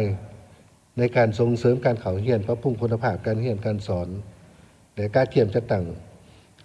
การปฏิบัติหลักสูตรของระบบสามัญศึกษาตามกฎหมายกำหนด2มันสมใส่ปรับปรุงพื้นฐานโครงสร้างด้านสาธารณสุขทางศูนย์กลางและท้องถิ่นส่งเสริมสุขภาพแม่และเด็กเรื่องการกองทุนประกันสังคมประกันสุขภาพเรื่องงานซักวัคซีนและอื่น3สืบต่อนำใส่กำลังแห่งทั่วสังคมเขาในการพัฒนากำลังแห่งงานที่มีฝีมือเข้าสู่ตลาดแห่งงานในภายในต่างประเทศสืบต่อพัฒนาระบบข้อมูลข่าวสารตลาดแห่งงาน4เอาใจใส่ปฏิบัตินโยบายต่อผู้ที่มีผลงานคุณงามความดี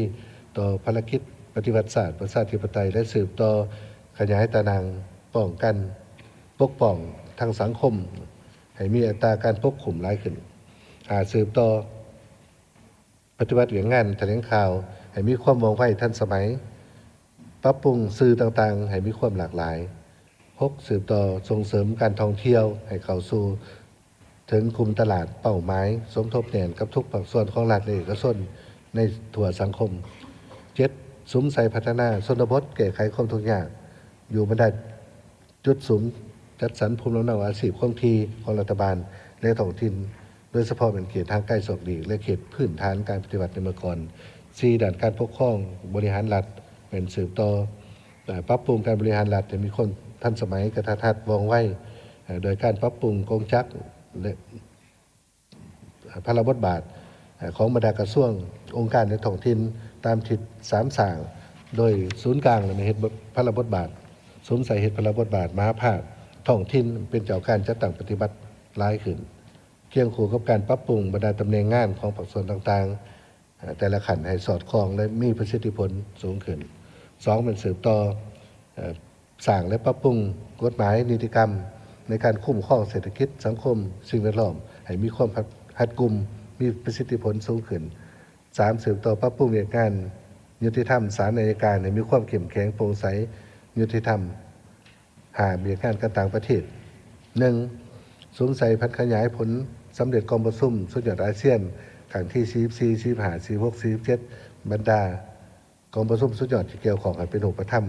นอกนั้นสวมใส่ปฏิบัติแผนการร่วมมือ2ฝ่ายกับบรรดาเป็นมิตรยุทธศาสตร์เป็นต้นสเวียดนามสปจีนและขอบการร่วมมือหลายฝ่ายอนุภาคพื้นและสากลให้มีประสิทธิผลสูง2สืบต่อเคลื่อนไหวต่างประเทศอย่างมีไหวพริบและทันสภาพการตามทิศการโทษป้องกันเหตุเป็นบุตรลูกพร้อมนั้นการเคลื่อนไหวต่างประเทศต้องสวมใส่กฎสวมใส่การทูตเศรษฐกิจและการพันขยายการจัดตั้งปฏิบัติผลการเคลื่อนไหวต่างประเทศของการนำพรรคหลักให้มีหมักผลและผลประโยชน์ของศาสตร์บนจิตใจประหยัด6มาตรการมันได้กำหนดอยู่มี4เรื่องสำหรับขอเสนอเนาะอันที่1นี้ ภาคที่3ขอเสนออนุมัติให้รัฐบาลปรับปรุงดัชนีเงินเดือนเงินนโยบายอุดหนุนสำหรับรายละเอียดเลยมันทางกระทรวงการเงินจะได้รายงานต่อกองประชุมภายหลังอันที่2เนี่ยพิจารณาครับพ้องดันหลักการในการแก้ไขงบประมาณดัดแก้งบประมาณ2025โดยเฉพาะเป็นการ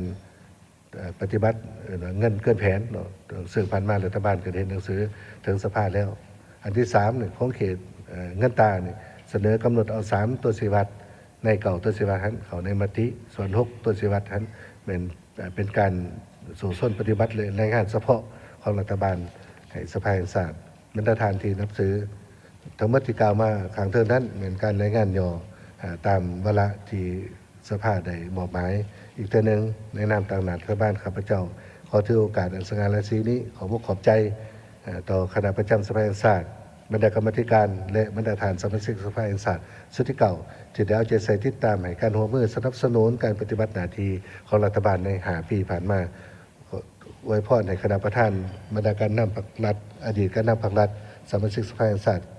ท่านแขกที่มีเกียรติทั้งภายในและต่างประเทศจงมีความผาสุกมีสุขภาพเข้มแข็งมีผลสำเร็จในหน้าที่การงานของตนและก็อวยพรให้กองประชุมสมัยสัมพันธ์ของสภาแห่งชาติเถื่อที่10สุดที่เก่าจงประสบผลสำเร็จอย่างจบงามขอแสดงความขอบใจ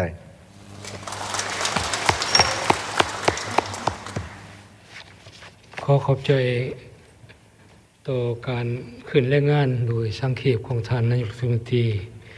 ต่อกองประชุมสมัยสามัญที่10ขอบใจหลาย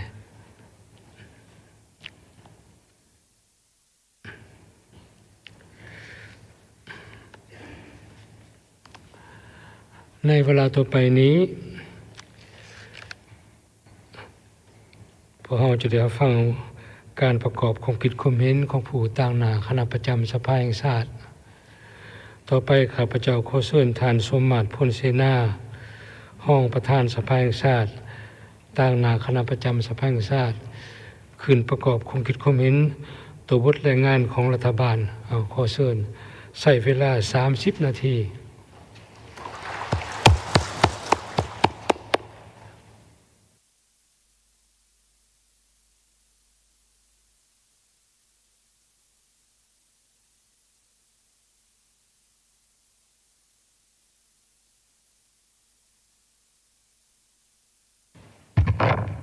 ขอเฮียนทานเลขาธิการใหญ่คณะบริหารการศูนย์กลางพรรคประธานประเทศที่เคารพนับถืออย่างสูงขอเฮียนทานประธานสภาแห่งชาติคณะประธานกองประชุมที่นับถืออย่างสูงขอเฮียนบรรดาทานผู้นำพรรครัฐบรรดาทานอดีตการนำขันสูงที่เคารพนับถืออย่างสูงขอเฮียนทานนายกรัฐมนตรีบรรดาทานสมาชิกรัฐบาลที่นับถือขอเฮียนทานประธานศูนย์กลางแนวเราสังชาติประธานสหพันธ์นักรบเก่าที่นับถือขอเฮียนบรรดาทานสมาชิกสภาแห่งชาติที่นับถือบรรดาทูตานุทูตผู้ตั้งหน้าองค์การจัดตั้งสากลประจำสปปลาวแขกที่มีเกียรติที่นับถือโดยได้รับการมอบหมายจากทานประธานสภาแห่งชาติข้าพเจ้าขอถือเป็นเกียรติตั้งหน้าให้คณะประจำสภาแห่งชาติมีคำเห็นต่อบทรายงานของรัฐบาลเกี่ยวกับการจัดตั้งปฏิบัติแผนพัฒนาเศรษฐกิจสังคมแห่งชาติแผนงบประมาณแห่งรัฐ5 ปี 2021 ถึง 2025แผนการปี 2025และทิศทางแผนพัฒนาเศรษฐกิจสังคม5 ปีครั้งที่ 10 2026 ถึง 2030 และแผนการปี 2026 ดังนี้ 1. ต่อภาคที่ราคาผลการจัดตั้งปฏิบัติแผนพัฒนาเศรษฐกิจสังคมแห่งชาติแผนงบประมาณแห่งรัฐแผนเงินตรา5 ปีครั้งที่ 9 2021 ถึง 2025 และแผนการปี 2025 คณะประจำสภาแห่งชาติขอแสดงความสมเสยและเห็นดีเป็นเอกภาพต่อบทรายงานของรัฐบาลซึ่งแสดงให้เห็นถึงความเอาใจใส่พยายามจัดตั้งปฏิบัติมติของประชุมสภาแห่งชาติเกี่ยวกับแผนพัฒนาเศรษฐกิจสังคมแห่งชาติแผนงบประมาณแห่งรัฐแผนเงินตรา5 ปีครั้งที่ 9 2021 ถึง 2025 และแผนการปี 2025 ภายใต้สภาพการของภาคพื้นและสากลมีการพันแปรอย่างซับซ้อน บวกกับความยุ่งยากจากปัจจัยภายในจำนวนหนึ่งเช่นการแพร่ระบาดของพยาธิโควิด -19 ความยุ่งยากทางด้านเศรษฐกิจการเงินภัยพิบัติธรรมชาติและสิ่งท้าทายอื่นๆแต่ภายใต้การนำพาสีน้ำอย่างใกล้ชิดของกรมการเมืองศูนย์กลางพรรคและการติดตามสุขอยู่ของสภาแห่งชาติต่อการจัดตั้งปฏิบัติแผนการดังกล่าวในระยะผ่านมารัฐบาลสามารถสังรวมได้ผลสำเร็จที่ผลเด่นบางด้านดังนี้ 1. รักษาได้เสถียรภาพทางด้านการเมืองอย่างนักแน่นสังคมมีความสงบและเป็นระเบียบเรียบร้อยโดยพื้นฐานได้ซุ้มใส่การปฏิบัติ2 วาระแห่งชาติแก้ไขปรากฏการณ์หย่อถอในสังคมได้เพิ่มทวีการปฏิบัตินโยบายการต่างประเทศในการพัวพันห่วงมือกับบรรดาประเทศเพื่อนมิตรในภาคพื้นและสากล 2. การปฏิบัติขาดหมายเศรษฐกิจ 2.1 การปฏิบัติขาดหมายเศรษฐกิจมหาภาครวมยอดผลิตภัณฑ์ภายใน GDP เติบโตในระยะ5 ปีขยายตัว 4.4 ส่วนห้อยมาตีสภาได้4 ส่วนห้อยขึ้นไป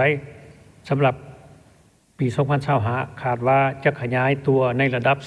4.8 ส่วนห้อยมาตีสภาก็เป็น 4.8 ส่วนห้อยบางแขนงการจะสามารถปฏิบัติได้ตามขาดหมายเป็นต้นแขนงอุตสาหกรรมขยายตัว 4.3 ส่วนห้อยตามมติสภาเนาะก็ถือตามก็2.2 ปฏิบัติขาดหมายแขนงการเศรษฐกิจ5 ปีและปี2025มีผลเด่นคือแนวนี้แขนงกสิกรรมขยายตัว 2.9 ส่วนห้อยรวมเอา 19.4% ของ GDP มติสภาขยายตัว 2.5 ส่วนห้อยรวมเอา 15.3 ของ GDP แขนงอุตสาหกรรมและการค้าขยายตัว 4.7 ส่วนห้อยรวมเอา 32.5 ส่วนห้อยของ GDP มติสภาขยายตัว 4.1 ส่วนห้อยรวมเอา 32.3% ของ GDP 2.3 การปฏิบัติแผนงบประมาณแห่งรัฐที่ผลเด่นมีการปฏิบัติแผนได้ครับ5 ปีปฏิบัติได้251,910.8 ตึกกีบเท่ากับ 140% เท่ากับ 18.65 ส่วนห้อยของ GDP มติสภา 179,500 ตึกกีบเท่ากับ 17% ของ GDP สำหรับปี2025มันจะมาฮอดปัจจุบันปฏิบัติได้ 60,580 ตึกกีบเท่ากับ 86% ของแผนการปีเท่ากับ 14.62 ของ GDP ขาดคะเนหมดปีจะปฏิบัติได้ประมาณ 77,607 ตึกกีบเท่ากับ 114% ของแผนการเท่ากับ 20% ของ GDP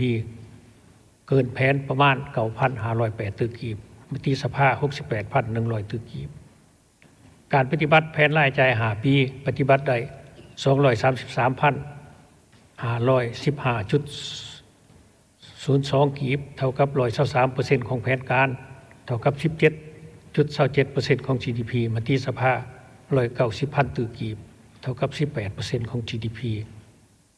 ปี2025มาฮอดปัจจุบันนี้ปฏิบัติได้ 49,063 ตึกกีบเท่ากับ 68% ของแผนการปี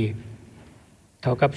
12.5% ของ GDP ขาดคะเนหมดปีจะปฏิบัติได้ตามแผนการที่สภาแห่งชาติรับรองการปฏิบัติแผนดุลเดียงงบประมาณ5 ปีปฏิบัติได้เกินดุล 1.4% ของ GDP ปี2025ขาดว่าจะปฏิบัติได้ตามมติสภาคือ 1% ของ GDP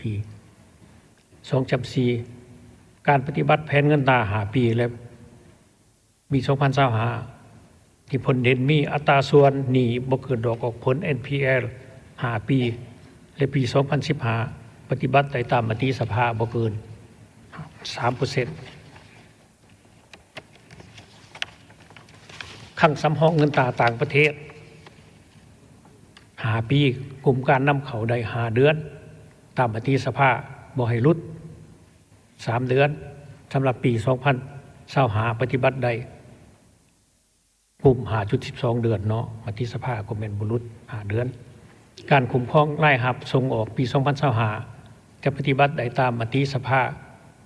คือประมาณ 75.11% 3. การปฏิบัติแผนในแขนงวัฒนธรรมสังคมเห็นว่าระยะ5 ปีผ่านมารัฐบาลได้เอาใจใส่จัดตั้งปฏิบัติบางดาขาดหมาย ในแขนงวัฒนธรรมสังคมโดยเฉพาะการพัฒนาคุณภาพการศึกษาการอุดหนุนครูสอนและแพทย์การปรับปรุงระบบประกันสังคมและประกันสุขภาพขึ้นใหม่สำหรับปี2025เห็นว่าในจำนวน41ขาดหมายมี23ขาดหมายบรรลุตามแผนการและมีขาดหมายจำนวนหนึ่งมีความคืบหน้าดีซึ่งคาดว่าจะบรรลุแผนการประจำปีดังนี้แขนงศึกษาธิการและกีฬาบรรลุได้12ขาดหมายเป็นต้นอัตราเข้าเรียนของเด็ก5ปีแขนงสาธารณสุขบรรลุได้7ขาดหมายเป็นต้นอัตราการสวมใส่น้ำสะอาดและบิดทายแขนงแรงงานและสวัสดิการสังคมบรรลุได้4ขาดหมายเป็นต้นการพัฒนาฝีมือแรงงานอยู่สถาบันและศูนย์พัฒนาฝีมือแรงงานในระดับต่างๆด้านการท่องเที่ยวในท้ายปีขาดว่าจะบรรลุขาดหมายองค์การยูนิเซฟได้รับห้องอุทยานแห่งชาติหินน้ำนอแข็งคำมวลเป็นมรดก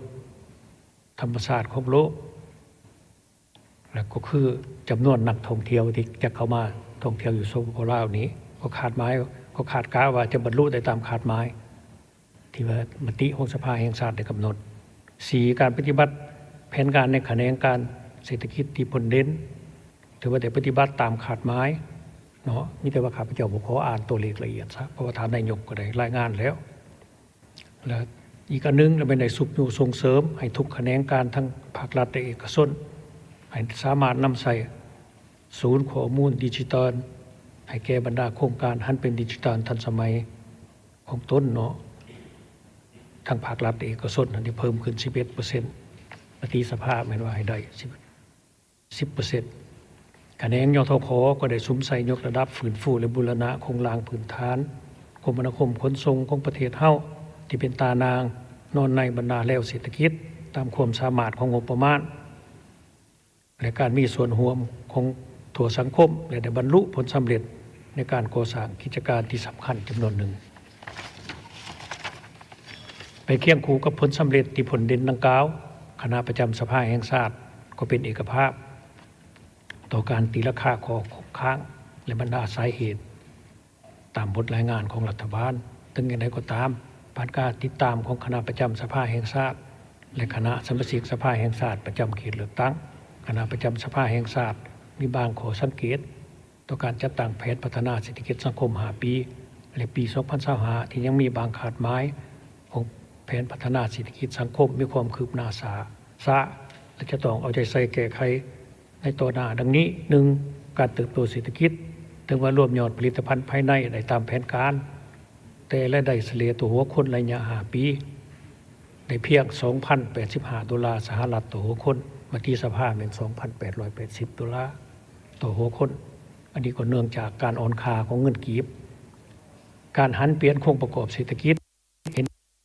แผนเป็นต้นคะแนนบริการเติบโตเพียง 4.52 ส่วนห้อย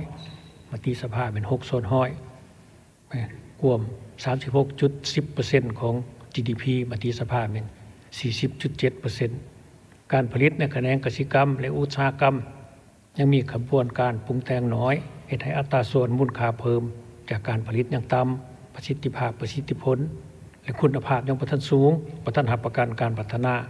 ให้ไปตามทิศสีเขียวและยืนยง 2. การปฏิบัติแผนงบประมาณถึงว่าการปฏิบัติแผนรายรับได้ตามแผนและเกินแผนแต่การกำหนดแผนดังกล่าวยังบ่ทันสอดคล้องกับท่าแห่งบบซ้อนและฐานรายรับตัวจริงแผนเป็นต่ำกว่าความสามารถเก็บตัวจริงถึงว่าการจัดตั้งปฏิบัติแผนรายจ่ายได้ตามแผนแต่ก็ยังบ่ทันสามารถตอบสนองความต้องการของแผนพัฒนาเศรษฐกิจสังคมเป็นต้นแผนรายจ่ายลงทุนของรัฐยังบ่ทันเพียงพอ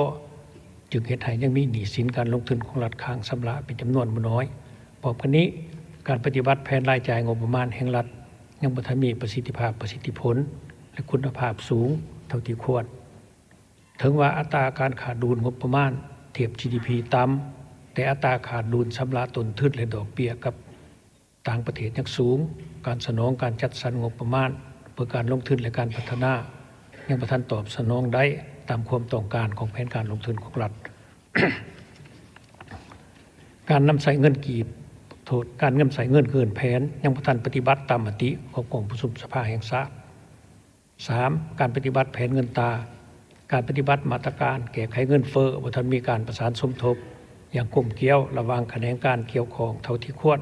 โดยเฉพาะกับแขนงการผลิตแขนงการค้า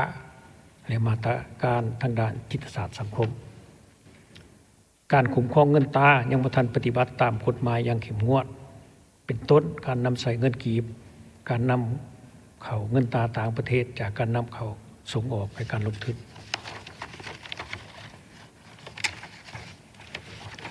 อัตราส่วน การปล่อยสินเชื่อสมเทียบกับ GDP เห็นว่ายังต่ำเมื่อเทียบกับอัตราส่วนเงินฝาก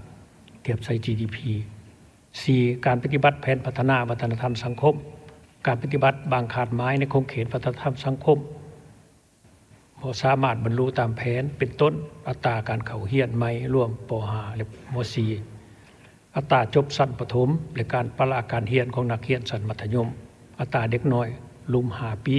ที่มีน้ำหนักและล่วงสูงบ่ได้มาตรฐานอัตราการเกิดลูกมีแผนช่วยการตอบสนองงบประมาณในกองทุนประกันสุขภาพยังบ่เพียงพอการปฏิบัตินโยบายต่อผู้ที่มีผลงานและคุณงามความดีต่อภารกิจปฏิบัติศาสตร์ประชาธิปไตยการปกปักรักษา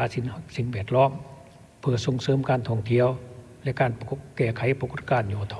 ยังเฮ็ดบ่ทันได้ดีการปฏิบัติแผนพัฒนาแขนงทรัพยากรธรรมชาติและสิ่งแวดล้อมการคุ้มครองน้ำใช้ทรัพยากรธรรมชาติเป็นต้นแห่ธาตุเห็นว่ายังบ่ทันมีประสิทธิภาพและประสิทธิผลเท่าที่ควรและส่งผลกระทบทางลบต่อสิ่งแวดล้อมในสังคมถึงแม้ว่ารัฐบาลก็ได้มีความพยายามแก้ไขแต่ยังมีหลายปัญหาที่ยังคงค้างการปฏิบัติขาดหมายออกใบใต้ดินยังมีความคืบหน้าน้อยเทียบใส่มติของสภาแห่งชาติการลงทุนของรัฐเพื่อป้องกันผลประโยชน์จากธรรมชาติอย่างจำกัดเป็นต้นการลงทุนป้องกันเขตน้ำดินแดนของประเทศชาติที่ถูกน้ำซ้อเจือนอยู่เขตชายแดนธรรมชาติอยู่หลายแขวงยังบ่เพียงพอรักษายังบ่ทันรับประกันคุณภาพได้ 6. การปฏิบัติ ขาดหมายบริหารรัฐการปฏิบัติขาดหมายปฏิบัติคำตัดสินของศาลเทียบใส่มติกองประชุมสภาแห่งชาติในแผน5 ปี 2021 ถึง 2025 ได้กำหนดให้ได้ 80% ของจำนวนคดีที่ตัดสินใส่ได้อย่างเด็ดขาดแต่การจัดตั้งปฏิบัติได้เพียงแต่ 14% สรุปรวมแล้วขอคงค้างที่เสนอให้รัฐบาลสืบต่อปฏิบัติเป็นต้นสืบต่อปฏิบัติขาดหมายที่ติดพันกับการแก้ไขความยุ่งยากทางด้านเศรษฐกิจยกสูงชีวิตการเป็นอยู่ของประชาชนการแก้ไขกฎการย่อท้อของสังคมความยุติธรรมของสังคมโดยเฉพาะการปฏิบัติกฎหมายให้มีผลศักดิ์สิทธิ์เป็นต้นการปฏิบัติคำตัดสินของศาลได้ดังเด็ดขาดให้ได้หลายขึ้น 2. ตัวทิศทางแผนพัฒนาเศรษฐกิจสังคมแห่งชาติครั้งที่ 10และแผนการประจำปี 2026ตัวแผนการ5 ปีครั้งที่ 10 2026 ถึง 2030คณะประจำสภาแห่งชาติเห็นดีเป็นเอกภาพต่อบทรายงานของรัฐบาลเกี่ยวกับทิศทางแผนพัฒนาเศรษฐกิจสังคมแห่งชาติครั้งที่ 10 2026 ถึง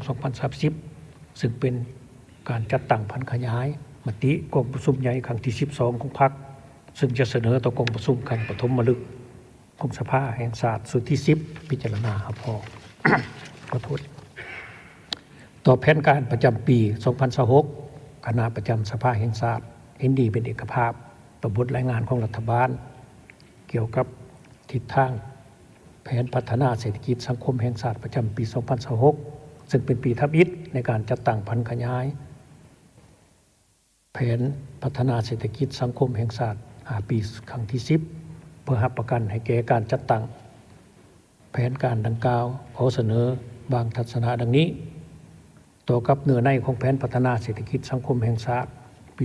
2026 ควรกำหนดบานเป้าหมายใหญ่เข้าในแผนการดังกล่าวเป็นต้นขาดหมายเศรษฐกิจมหาภาค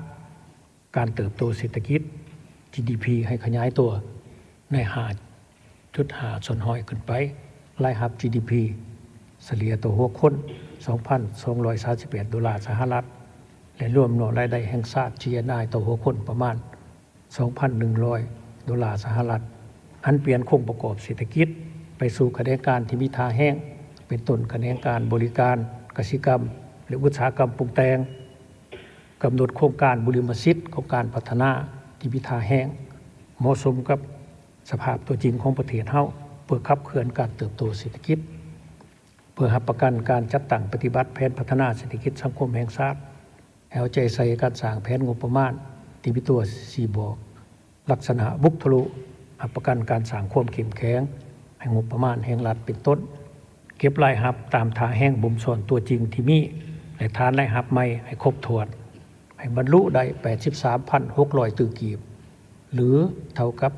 20.13 ส่วนหอยของ GDP ปฏิบัติรายจ่ายประมาณ 81,400 ตื้อกีบหรือเท่ากับ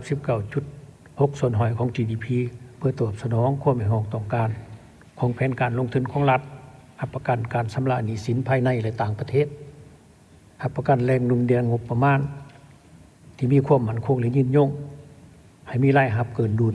2,200 ตื้อกีบหรือเท่ากับ 0.53 ส่วนหอยของ GDP แผนเงินตราที่รับประกันเสถียรภาพทั้งด้านเศรษฐกิจมหาภาคเฮ็ดให้อัตราเงินเฟ้อเฉลี่ยอยู่ในระดับ 5% เนาะนิ่งติงบวกลบ2ส่วนห้อยคำสั่งห้องเงินตราต่างประเทศกลุ่มการนำเข้าได้อย่างน้อย5เดือนขึ้นไป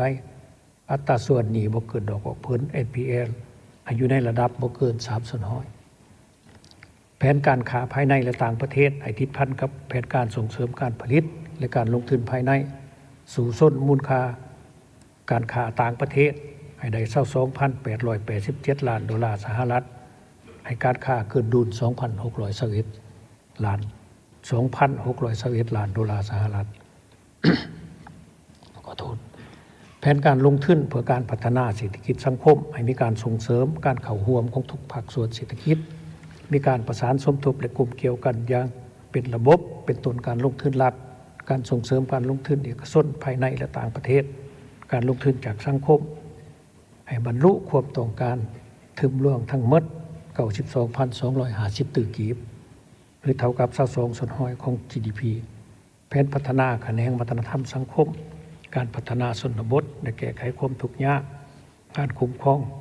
ทรัพยากรทั้งธรรมชาติและปกปักรักษาสิ่งแวดล้อม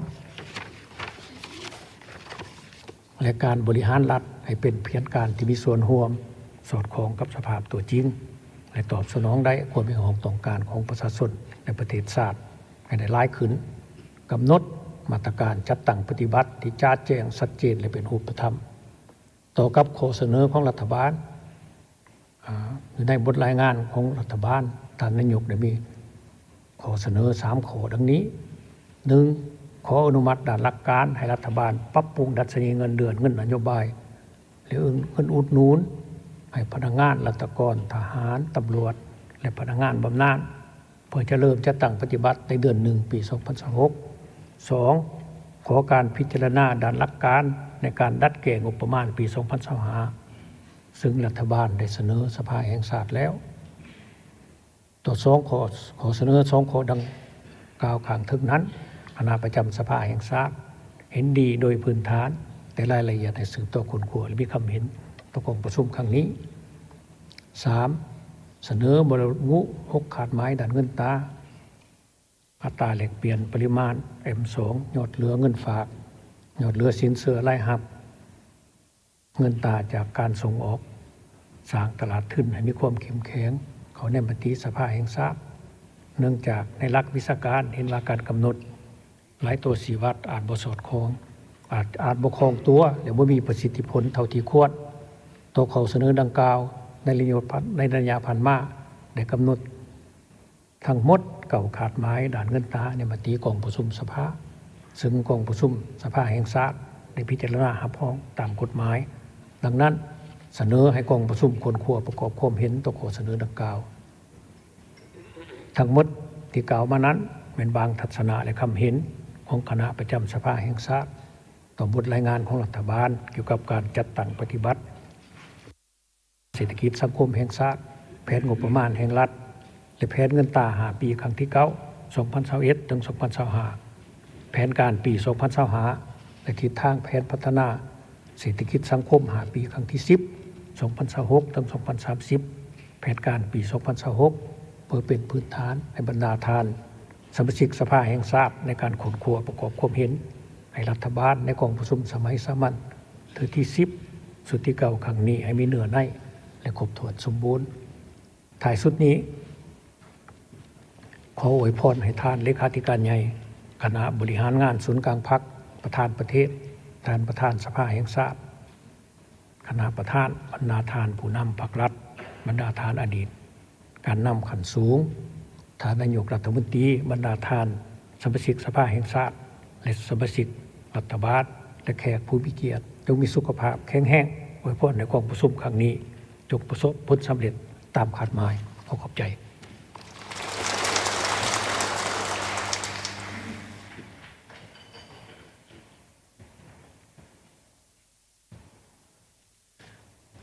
ขอบใจต่อท่านห้องประธานสภาแห่งชาติ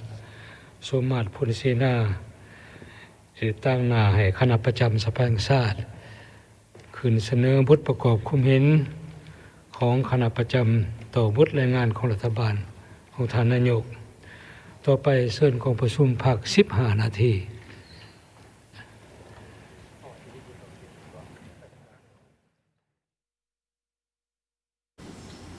ทำสมที่เคารพขณะนี้ทานกำลังติดตามรับชมการถ่ายทอดสดพิธีเปิดกองประชุมสมัยสามัญเทื่อที่10ของสภาแห่งชาติสุดที่9อยู่ที่ห้องประชุมใหญ่สภาแห่งชาตินครหลวงเวียงจันทน์กองประชุมสมัยสามัญเทื่อที่10เป็นกองประชุมครั้งสุดท้ายของสภาแห่งชาติสุดที่9ซึ่งตลอดระยะ5 ปีผ่านมาถึงแม้ว่าสภาพแวดล้อมของพรรคพื้นและสากลจะผันแปรอย่างสับสน